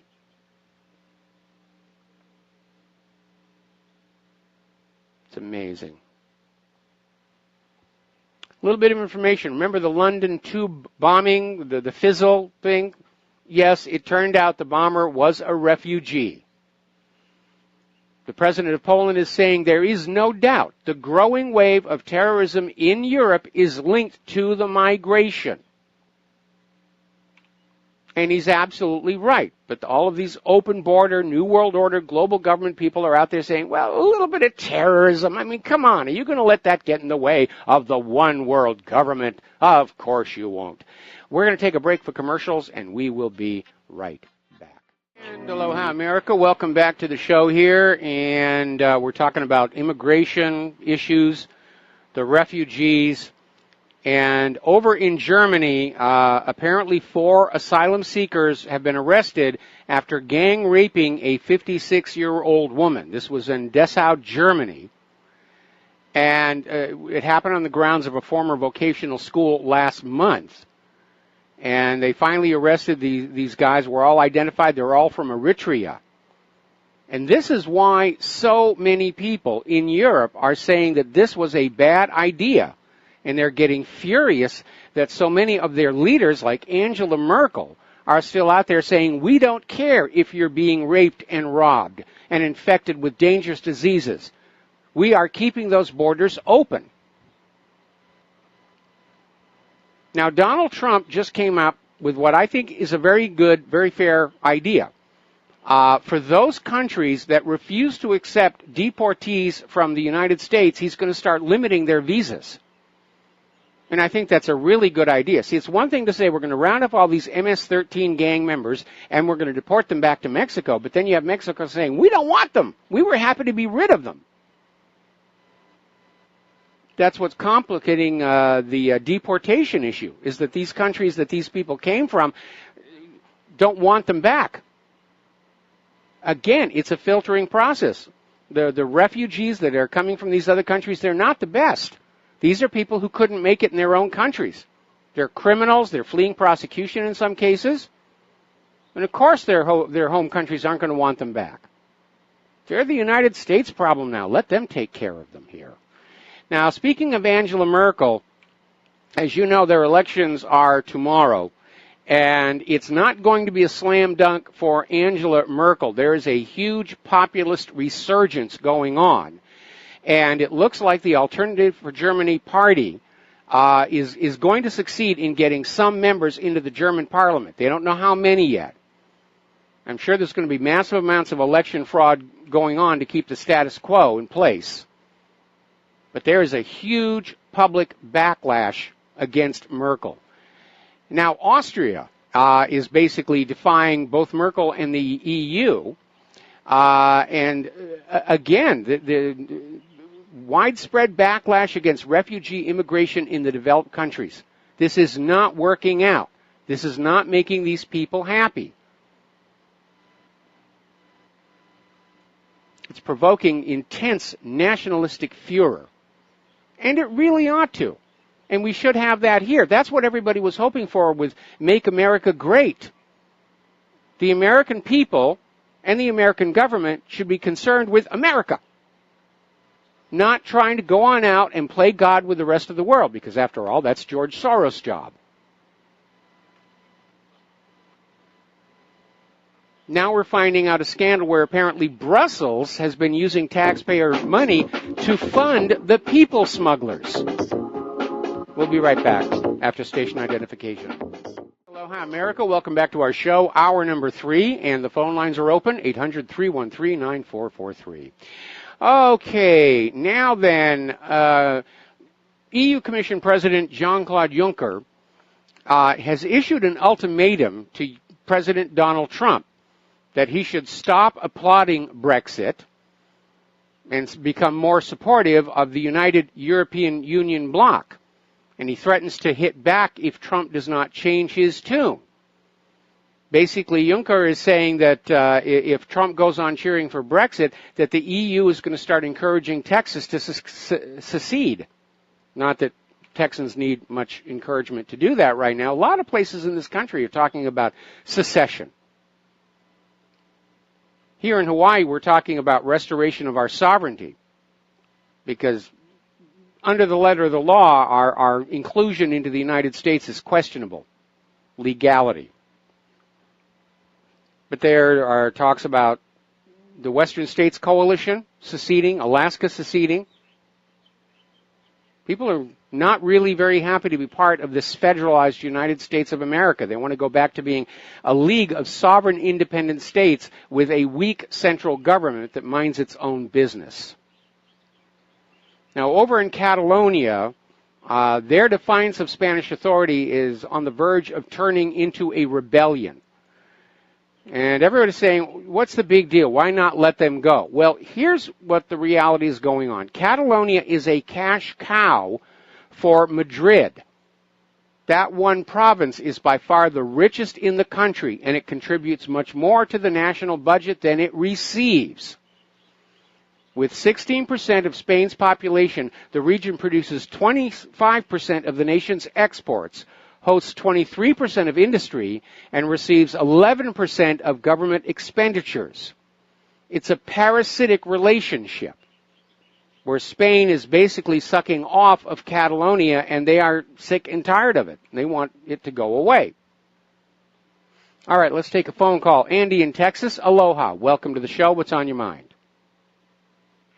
Hey, Mike. No, how much freedom is enough freedom for Mike Rivero? Do you want just enough freedom so you feel free, or do you want freedom for everybody? I think everybody ultimately ought to be free, but there has to be some common sense restrictions, which is you don't let people go steal from each other or kill each other. There has to be a universally accepted code of ethics and morality to hold society together. But I think other than that, government ought to mind its own business. I certainly want the freedom to write personal thoughts in my journal on my computer, secure in the knowledge that somebody over at the NSA isn't giggling themselves silly over that. And, that's what I want. I want the freedom to make the most out of my life. And right now, most Americans, no matter how hard they work, their standard of living is being crushed down to favor the money junkies. Well, let's take a look at St. Louis. Okay, first and foremost, if you're a staunch believer in the Constitution, there's no law against doing drugs in this country. There's codes and ordinances which have been left up to the states via the usurpation of the 10th Amendment. Okay, whatever's not afforded to this country shall be reserved for the states or whatever. Well, but they also had to sign on to the Constitution. They could not they couldn't just write off our rights and stuff. So in this St. Louis situation, here's these cops. They roll up on this guy who they've seen do a drug deal. There's no law against drug deals except for ordinances and codes, which is a violation of your privacy, your Fourth Amendment and whatnot. So had these guys not been after these people, let alone having a license to drive or a tag on your car or a safety sticker, none of this is constitutional. So if you're a staunch constitutionalism, the cops could have ended it right off the bat simply by not even messing with these guys. Then there was a second time when he could have avoided killing this person. Once he realized that the guts complying to him, opening the door to get, and he saw his hands moving and stuff, that's not a justification to blow 5 rounds into his window and kill the guy. Well, wait a minute, Andy, Andy, Let's see what happens. Well, we're only taking a chance that he might get a gun, roll out the car, and start shooting cops. That's irrelevant. These people are supposed to protect society. They don't really know. Okay, Andy, we're going to let you go here. We're here to have a discussion, which means we each say something, the other one responds, then the other person responds, and the other person responds. You don't come on my radio show and just start screaming and try and get your message through despite the host saying, I'd like to respond. Now, I'll be the first one to say that I am not in agreement with many of the drug laws that are here in this nation. And yes, there are constitutional reasons to question their validity. I'm certainly not in agreement with the civil forfeiture laws supposedly justified by the drug trade that allow the police to just steal property willy-nilly all over the place. I'm sure we all agree right now that the government that we have right now is a long distance away from that described by the Constitution and the Bill of Rights. And the government has a long history of straining at its leash, its chain, which has led to things like the Tennessee Whiskey Rebellion, where the people in Tennessee said the Constitution does not allow the government to control or tax alcohol that we make for our own use. We're going to do a shout-out now to our on-air affiliates who are just now rejoining our network. And as far as the situation with the officer, and again, I need to get to more facts, and there's a lot of false information that's out there. But in the context of the police are convinced that there is a law against heroin trafficking, and because this Smith did the deal out in public, the Fourth Amendment doesn't apply to him. If you're out in public, you have no reasonable expectation of privacy. So let's get that out of the way right now. But the guy's a known felon. He hit the police car twice, then he fled. And that immediately says we have to give the police the benefit of the doubt here. And it was reported by witnesses and on the dash cam that when the police officer asked the suspect to get out of the car, the suspect did not open the door and instead started rummaging around on the floor of the car for something. Now, at that point, I think it's reasonable for the police officer to suspect that the guy's looking for a weapon.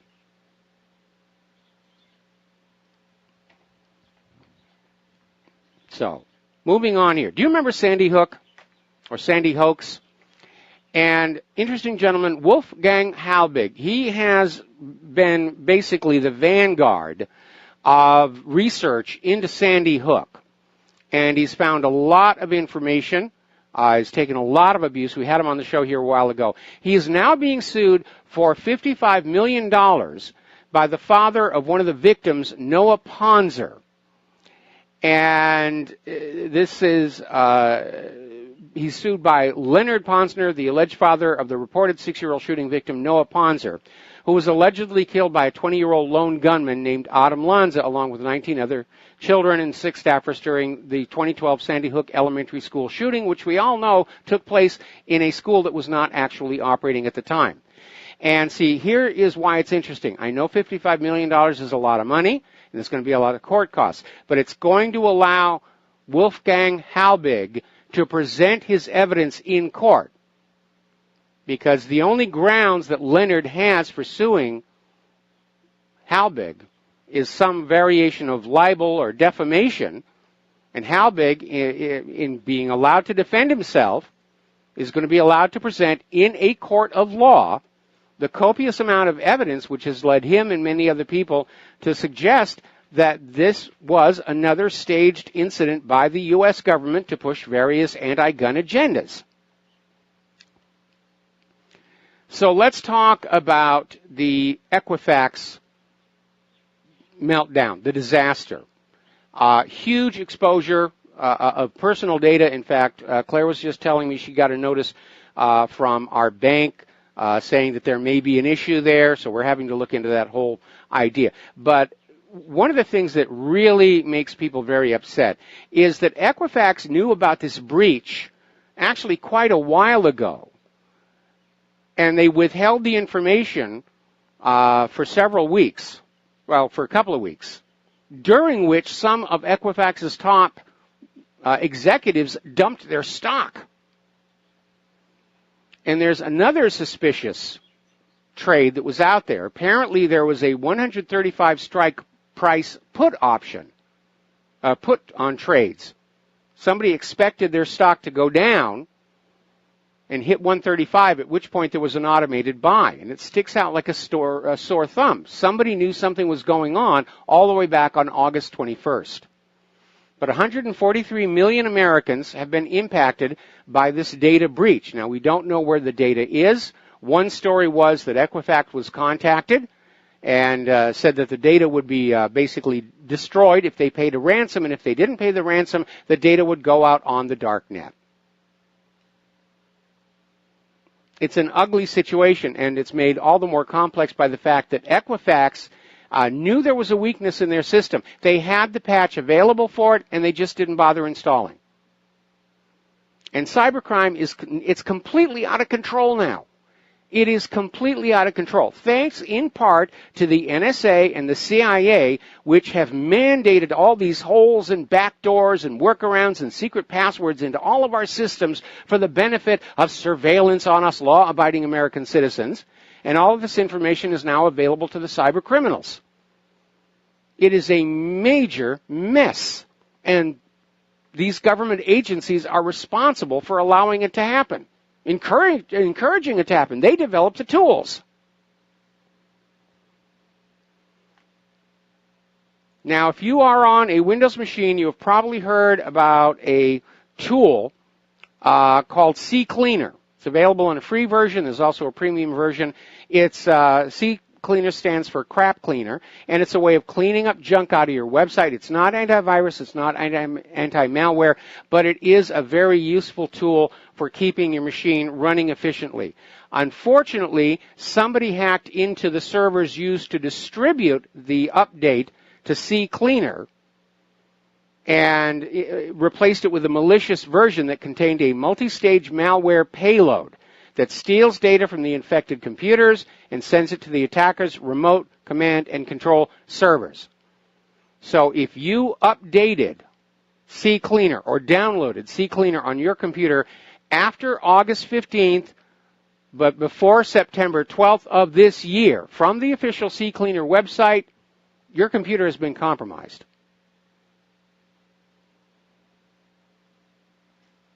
And that is a very scary situation when known and recognized programs can be compromised by compromising the download servers. Computer crime is totally out of control, and the reaction of the U.S. government is, yeah. It's good for the economy. You'll have to buy more computer security software and more anti-malware and more of this, and we'll get more money out of you. This is a good thing. By the way, if you use Rackspace as your email server, there's a phishing scam going around right now, and Rackspace is aware of it. They're trying to shut it down. And basically, you will get an email saying, we're from Rackspace here, and we're upgrading the server, and we need you to reconfirm your account information or update your account information. And they give you a link which actually starts, the URL actually begins with a legitimate Rackspace URL, but then there's a couple of other extensions on the end of it, which tells you it's a complete fake.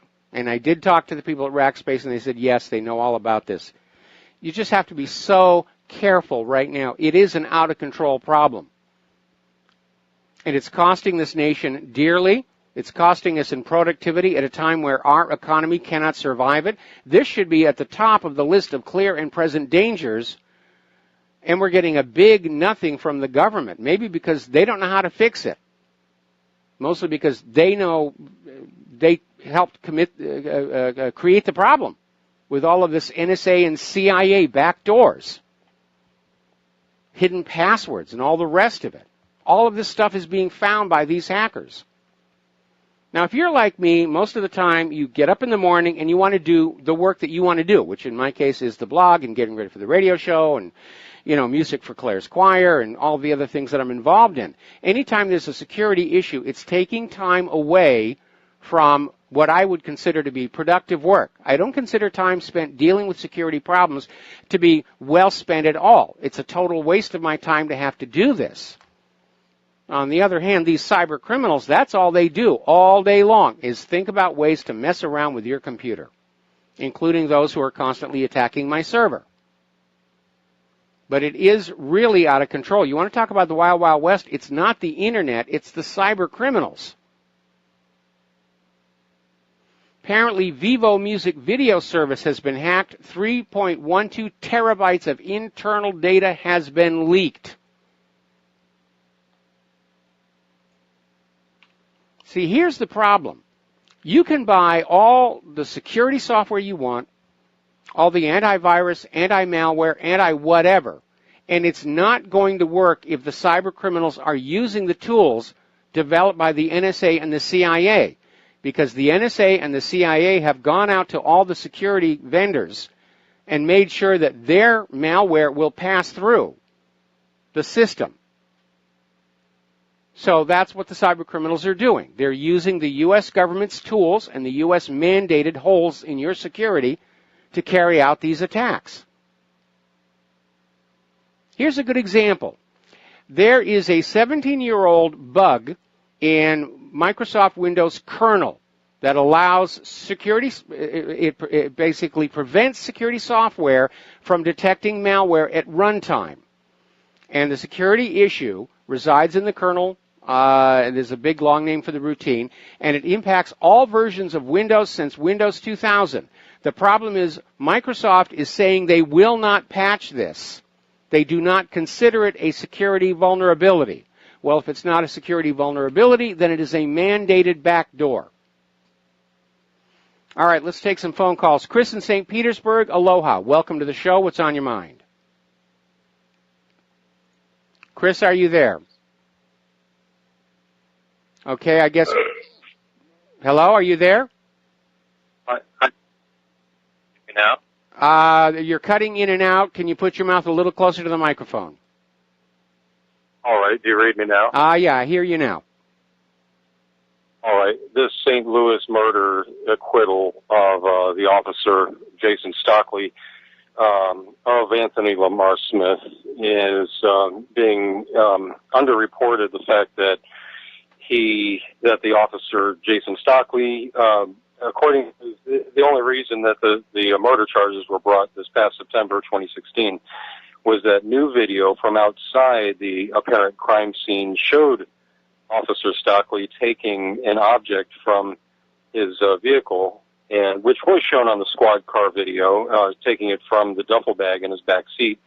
The new video that surfaced this past September 2016 shows that object being placed in Anthony Lamar Smith's vehicle, and apparently a rifle as well. So there's no doubt it was to plant the weapons on Anthony Lamar Smith.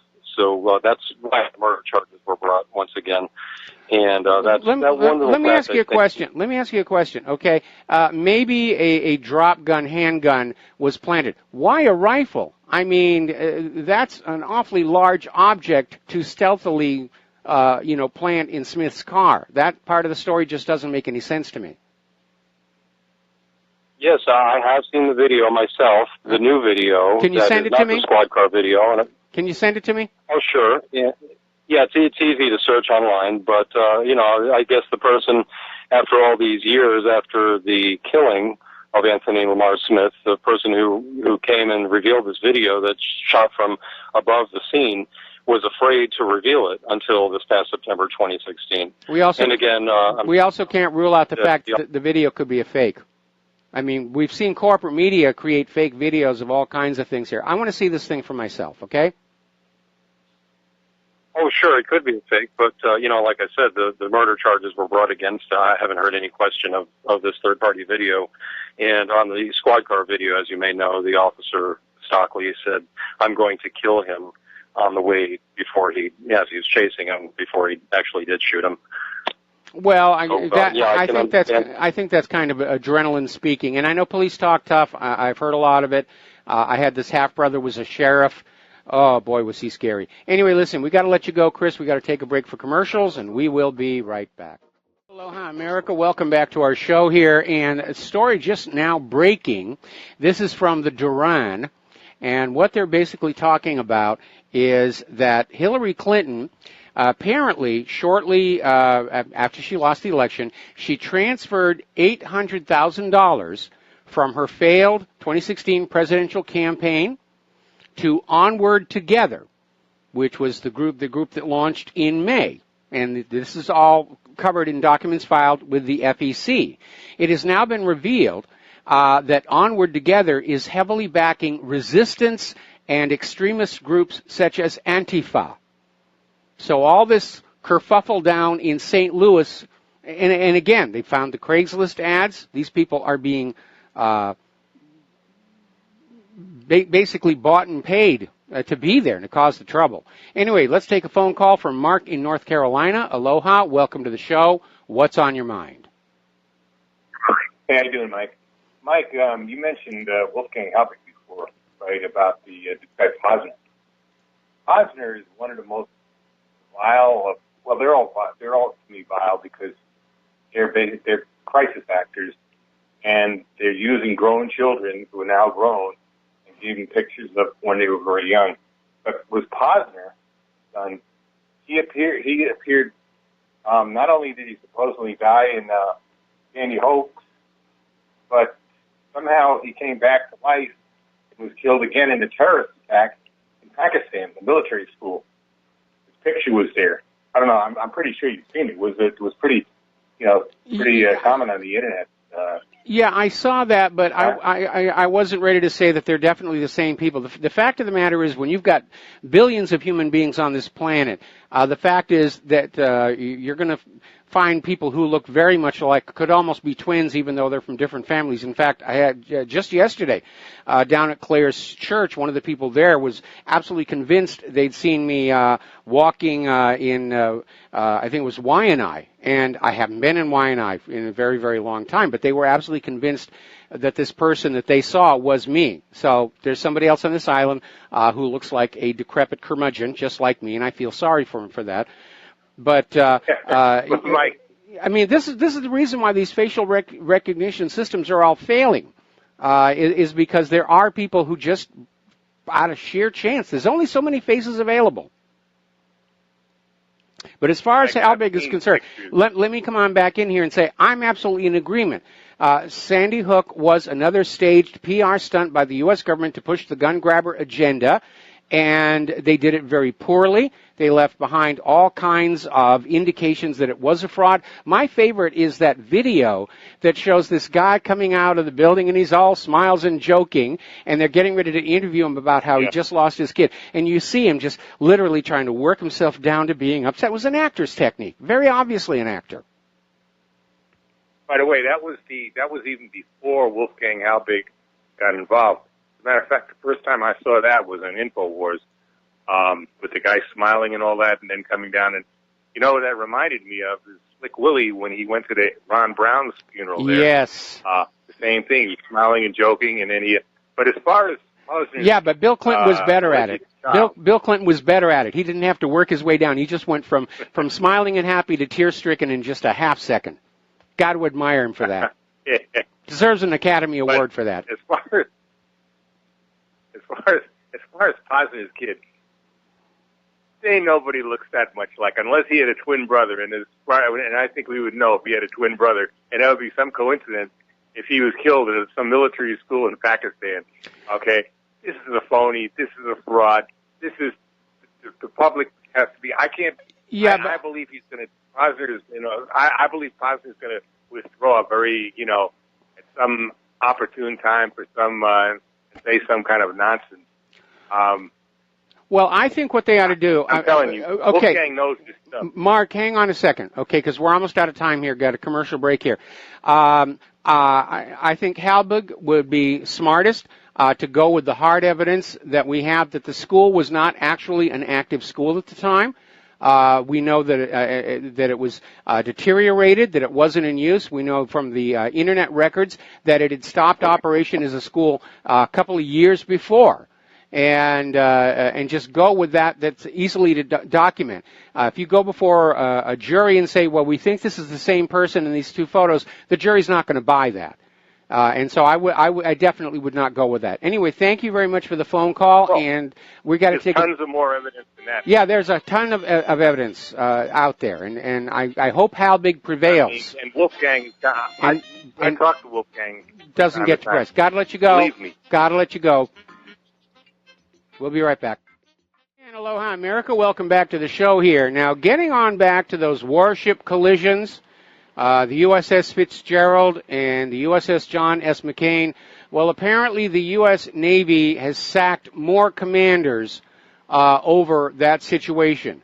The Navy has dismissed an admiral and a captain in connection with the two deadly accidents where U.S. warships collided with commercial vessels in the Pacific. And this comes less than a month after the Navy fired the commander of the 7th Fleet.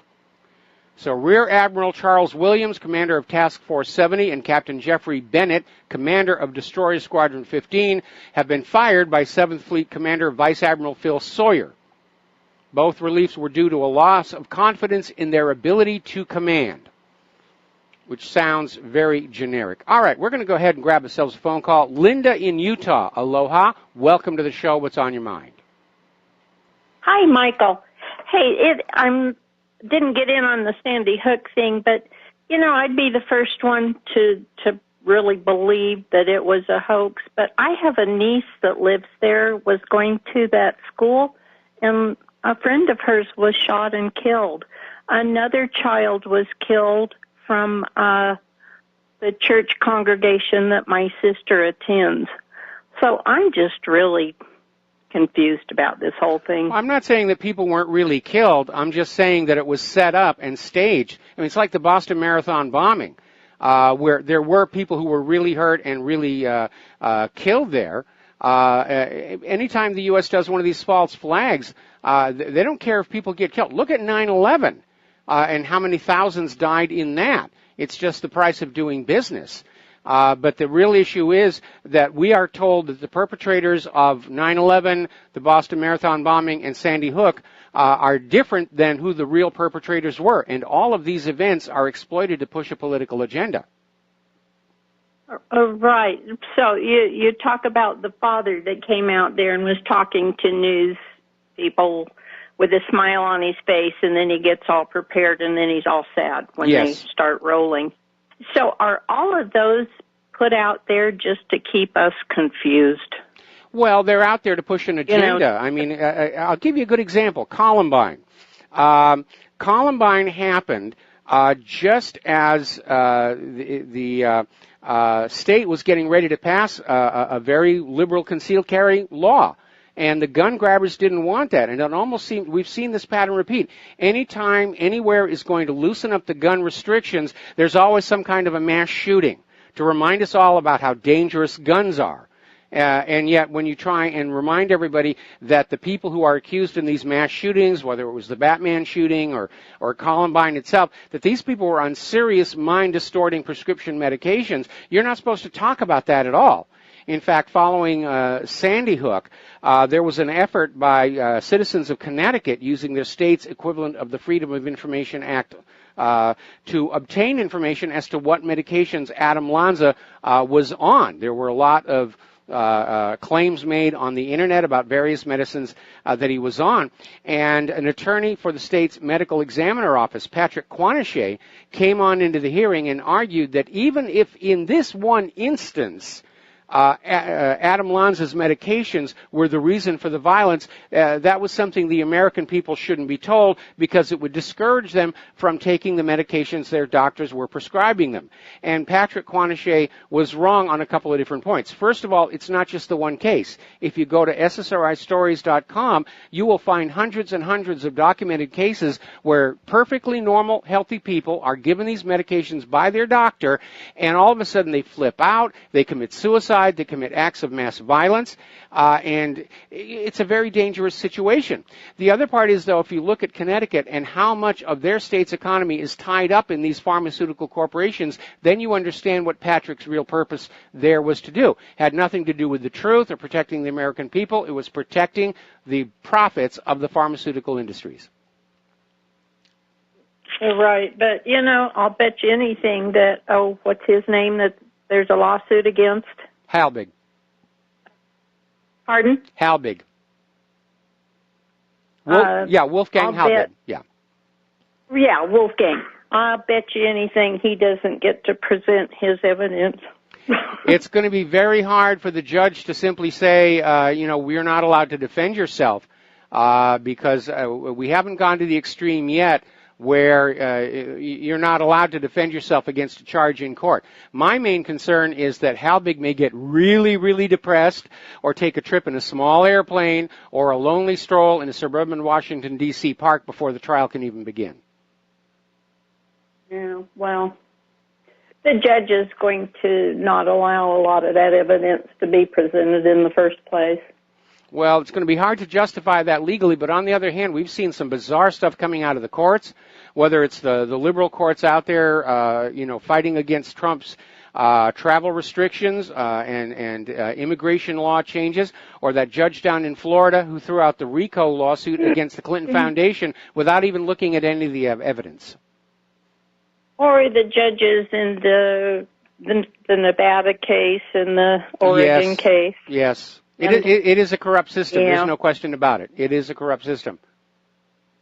Terribly corrupt. Hey, thank you for talking with me. You got it. Have yourself a really good day. Now then, Google and the tech giants are trying to shut down alternative free speech social sites. And apparently what Google and these other companies are doing, they're going into areas that have hate speech laws, and they're trying to cause trouble for these new up-and-coming censorship-free sites. And one of these is Gab. And this is a social media platform known as a free speech oasis. And they have now been ordered to transfer their Australian domain elsewhere or face a shutdown. Gab's domain registrar has given them 5 days to transfer the domain or they will seize it. So Google and Facebook and all these other controlled, co-opted social media are trying to crush out any social media that is not on board with the propaganda directives. We're going to take another phone call here. Frank in North Carolina. Aloha. Welcome to the show. What's on your mind? Hey, Mike. Off subject here, if there is a subject, but hey, have you ever heard this story about the actress Nicole Kidman's father? Any controversy, any kind of scandal? Not that I'm aware of, but then I don't read the scandal sheets. Okay. Well, I was listening to a radio show on RBN the other day, and the guest seemed like a very intelligent guy, British guy, but he just somehow, I forget how they even got on the subject. He threw out something about Nicole Kidman's dad, how he had been arrested in relation to, he was part of some group that hunted children, naked children. They would go out and hunt naked children, some pedophile group or something like that. Yeah, that's a little out there. I have heard absolutely nothing about that, and if he got arrested for it, if he was really doing that and he got arrested for it, good. Okay, but on the other hand, I think he died prior to the trial, but I think this was like back in the 1970s, actually. Okay, well, it's a little bit out there. I mean, obviously Nicole herself turned out pretty good, so I don't know. But again, I've heard absolutely nothing about that whatsoever. And it's interesting, though, that she would be the choice of Stanley Kubrick for the female lead, and with her husband or future husband or whatever it was at the time, Tom Cruise, Eyes Wide Shut, which which I recently just saw for the first time. But, yeah, okay, isn't that amazing? I mean, only Stanley Kubrick could have taken a movie full of totally naked, beautiful women, full frontal nudity, and made it a complete bore. And then he died. He died right at didn't he die even before the release?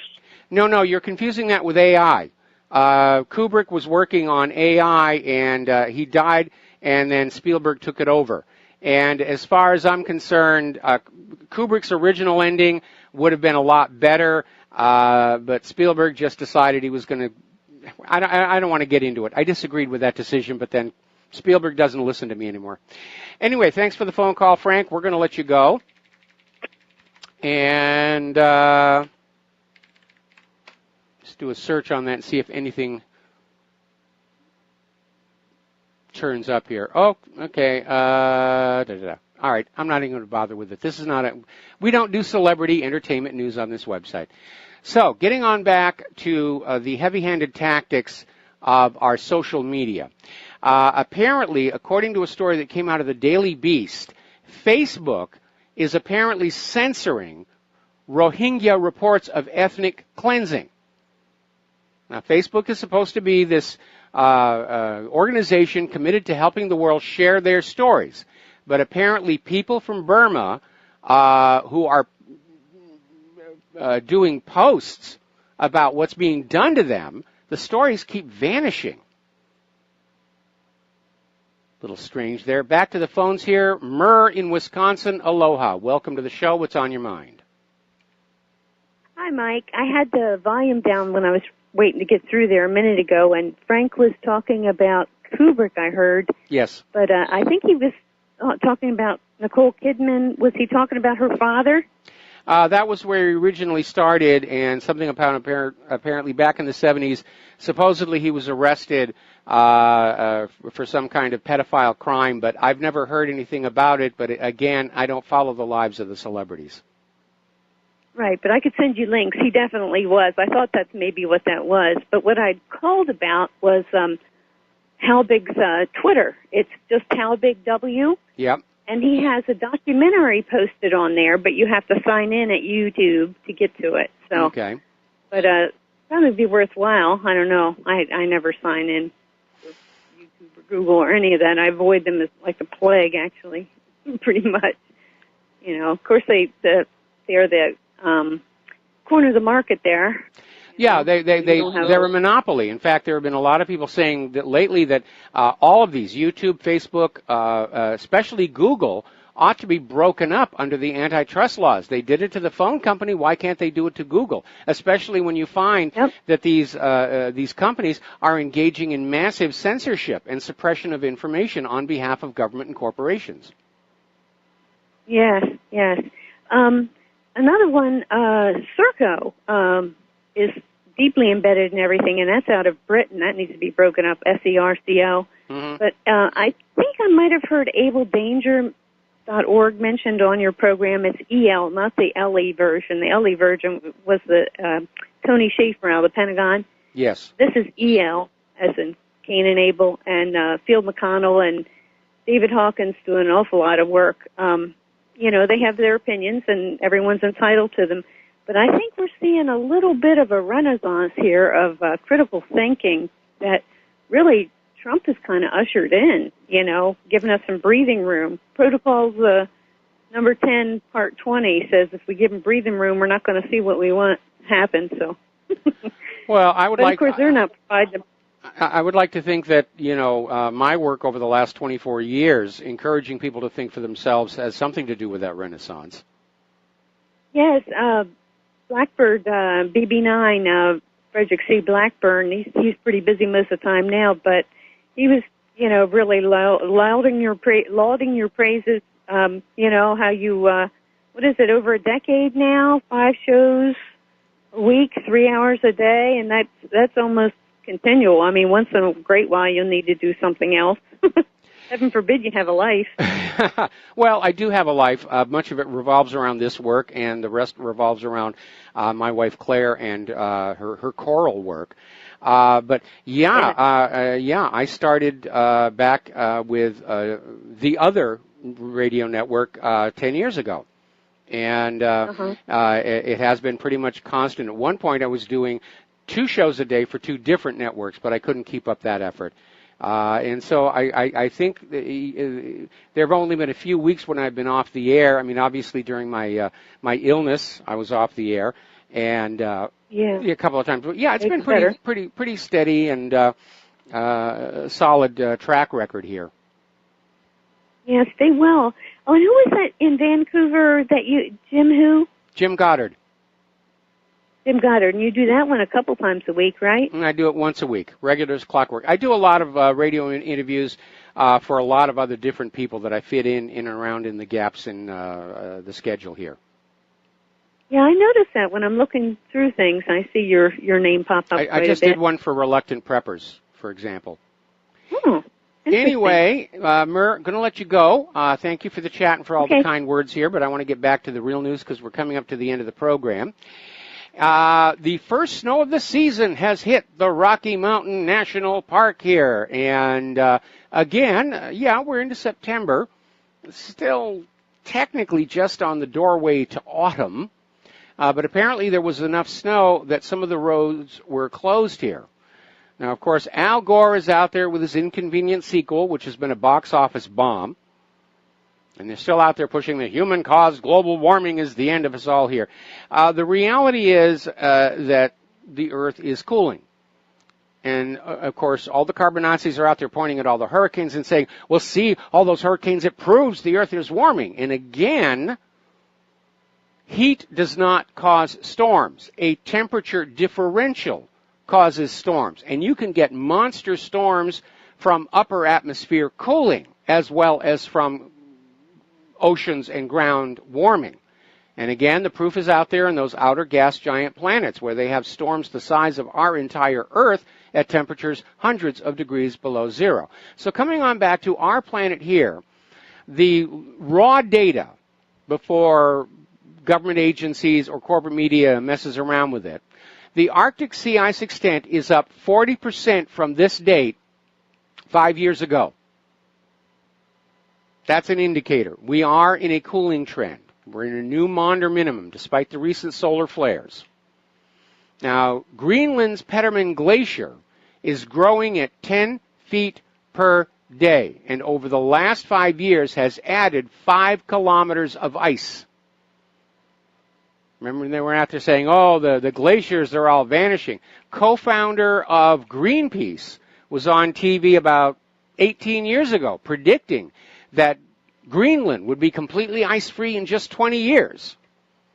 And we're almost up on that time, and Greenland actually has more ice than it had way back then. This guy actually got called on this by a TV interviewer, and he finally admitted, yeah, it was just a lie, but we need to motivate people, and so that makes it okay for us to use lies and deceptions to get them on board with our agenda of global warming as part of the New World Order. We'll be back after these last few commercials.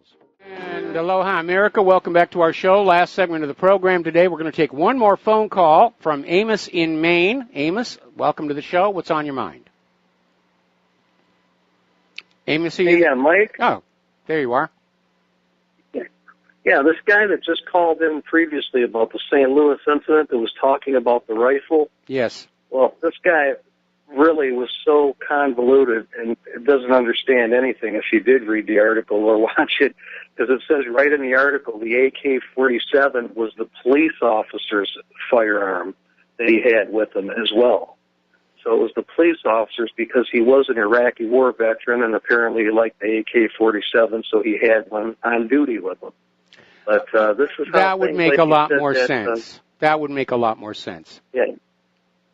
Yeah, so I just wanted to correct that for you because I think you're on the right track, and if anyone's going to get down to the bottom of it, I bet it's going to be you.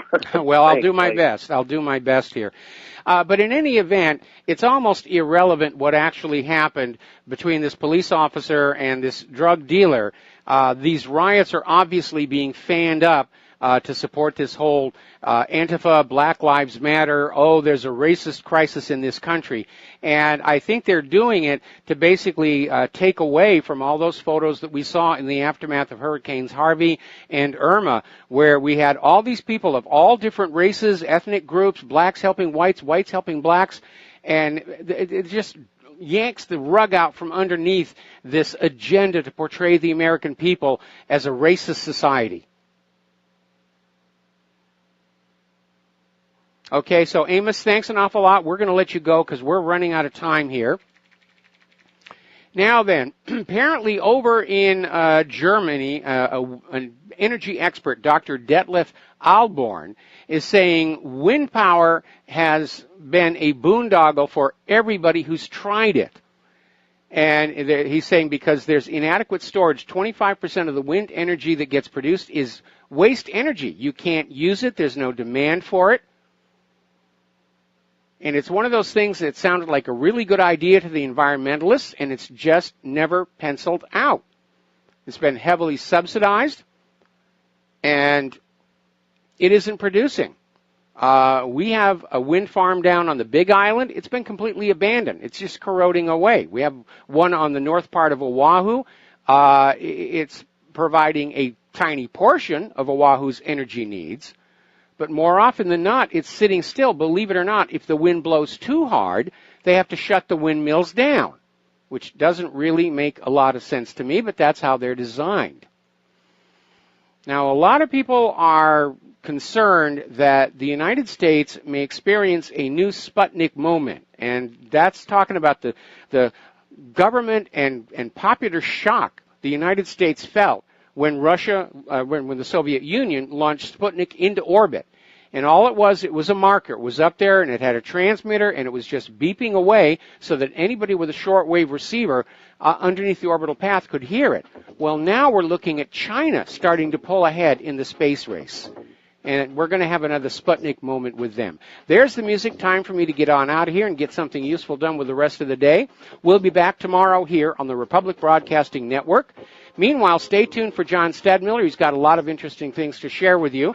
Meanwhile, I ask you to take what you learn here from the radio show and from the website, share it with everyone that you know. We have to push back against the lies with our tsunami of truth. We'll be back tomorrow. Aloha, America.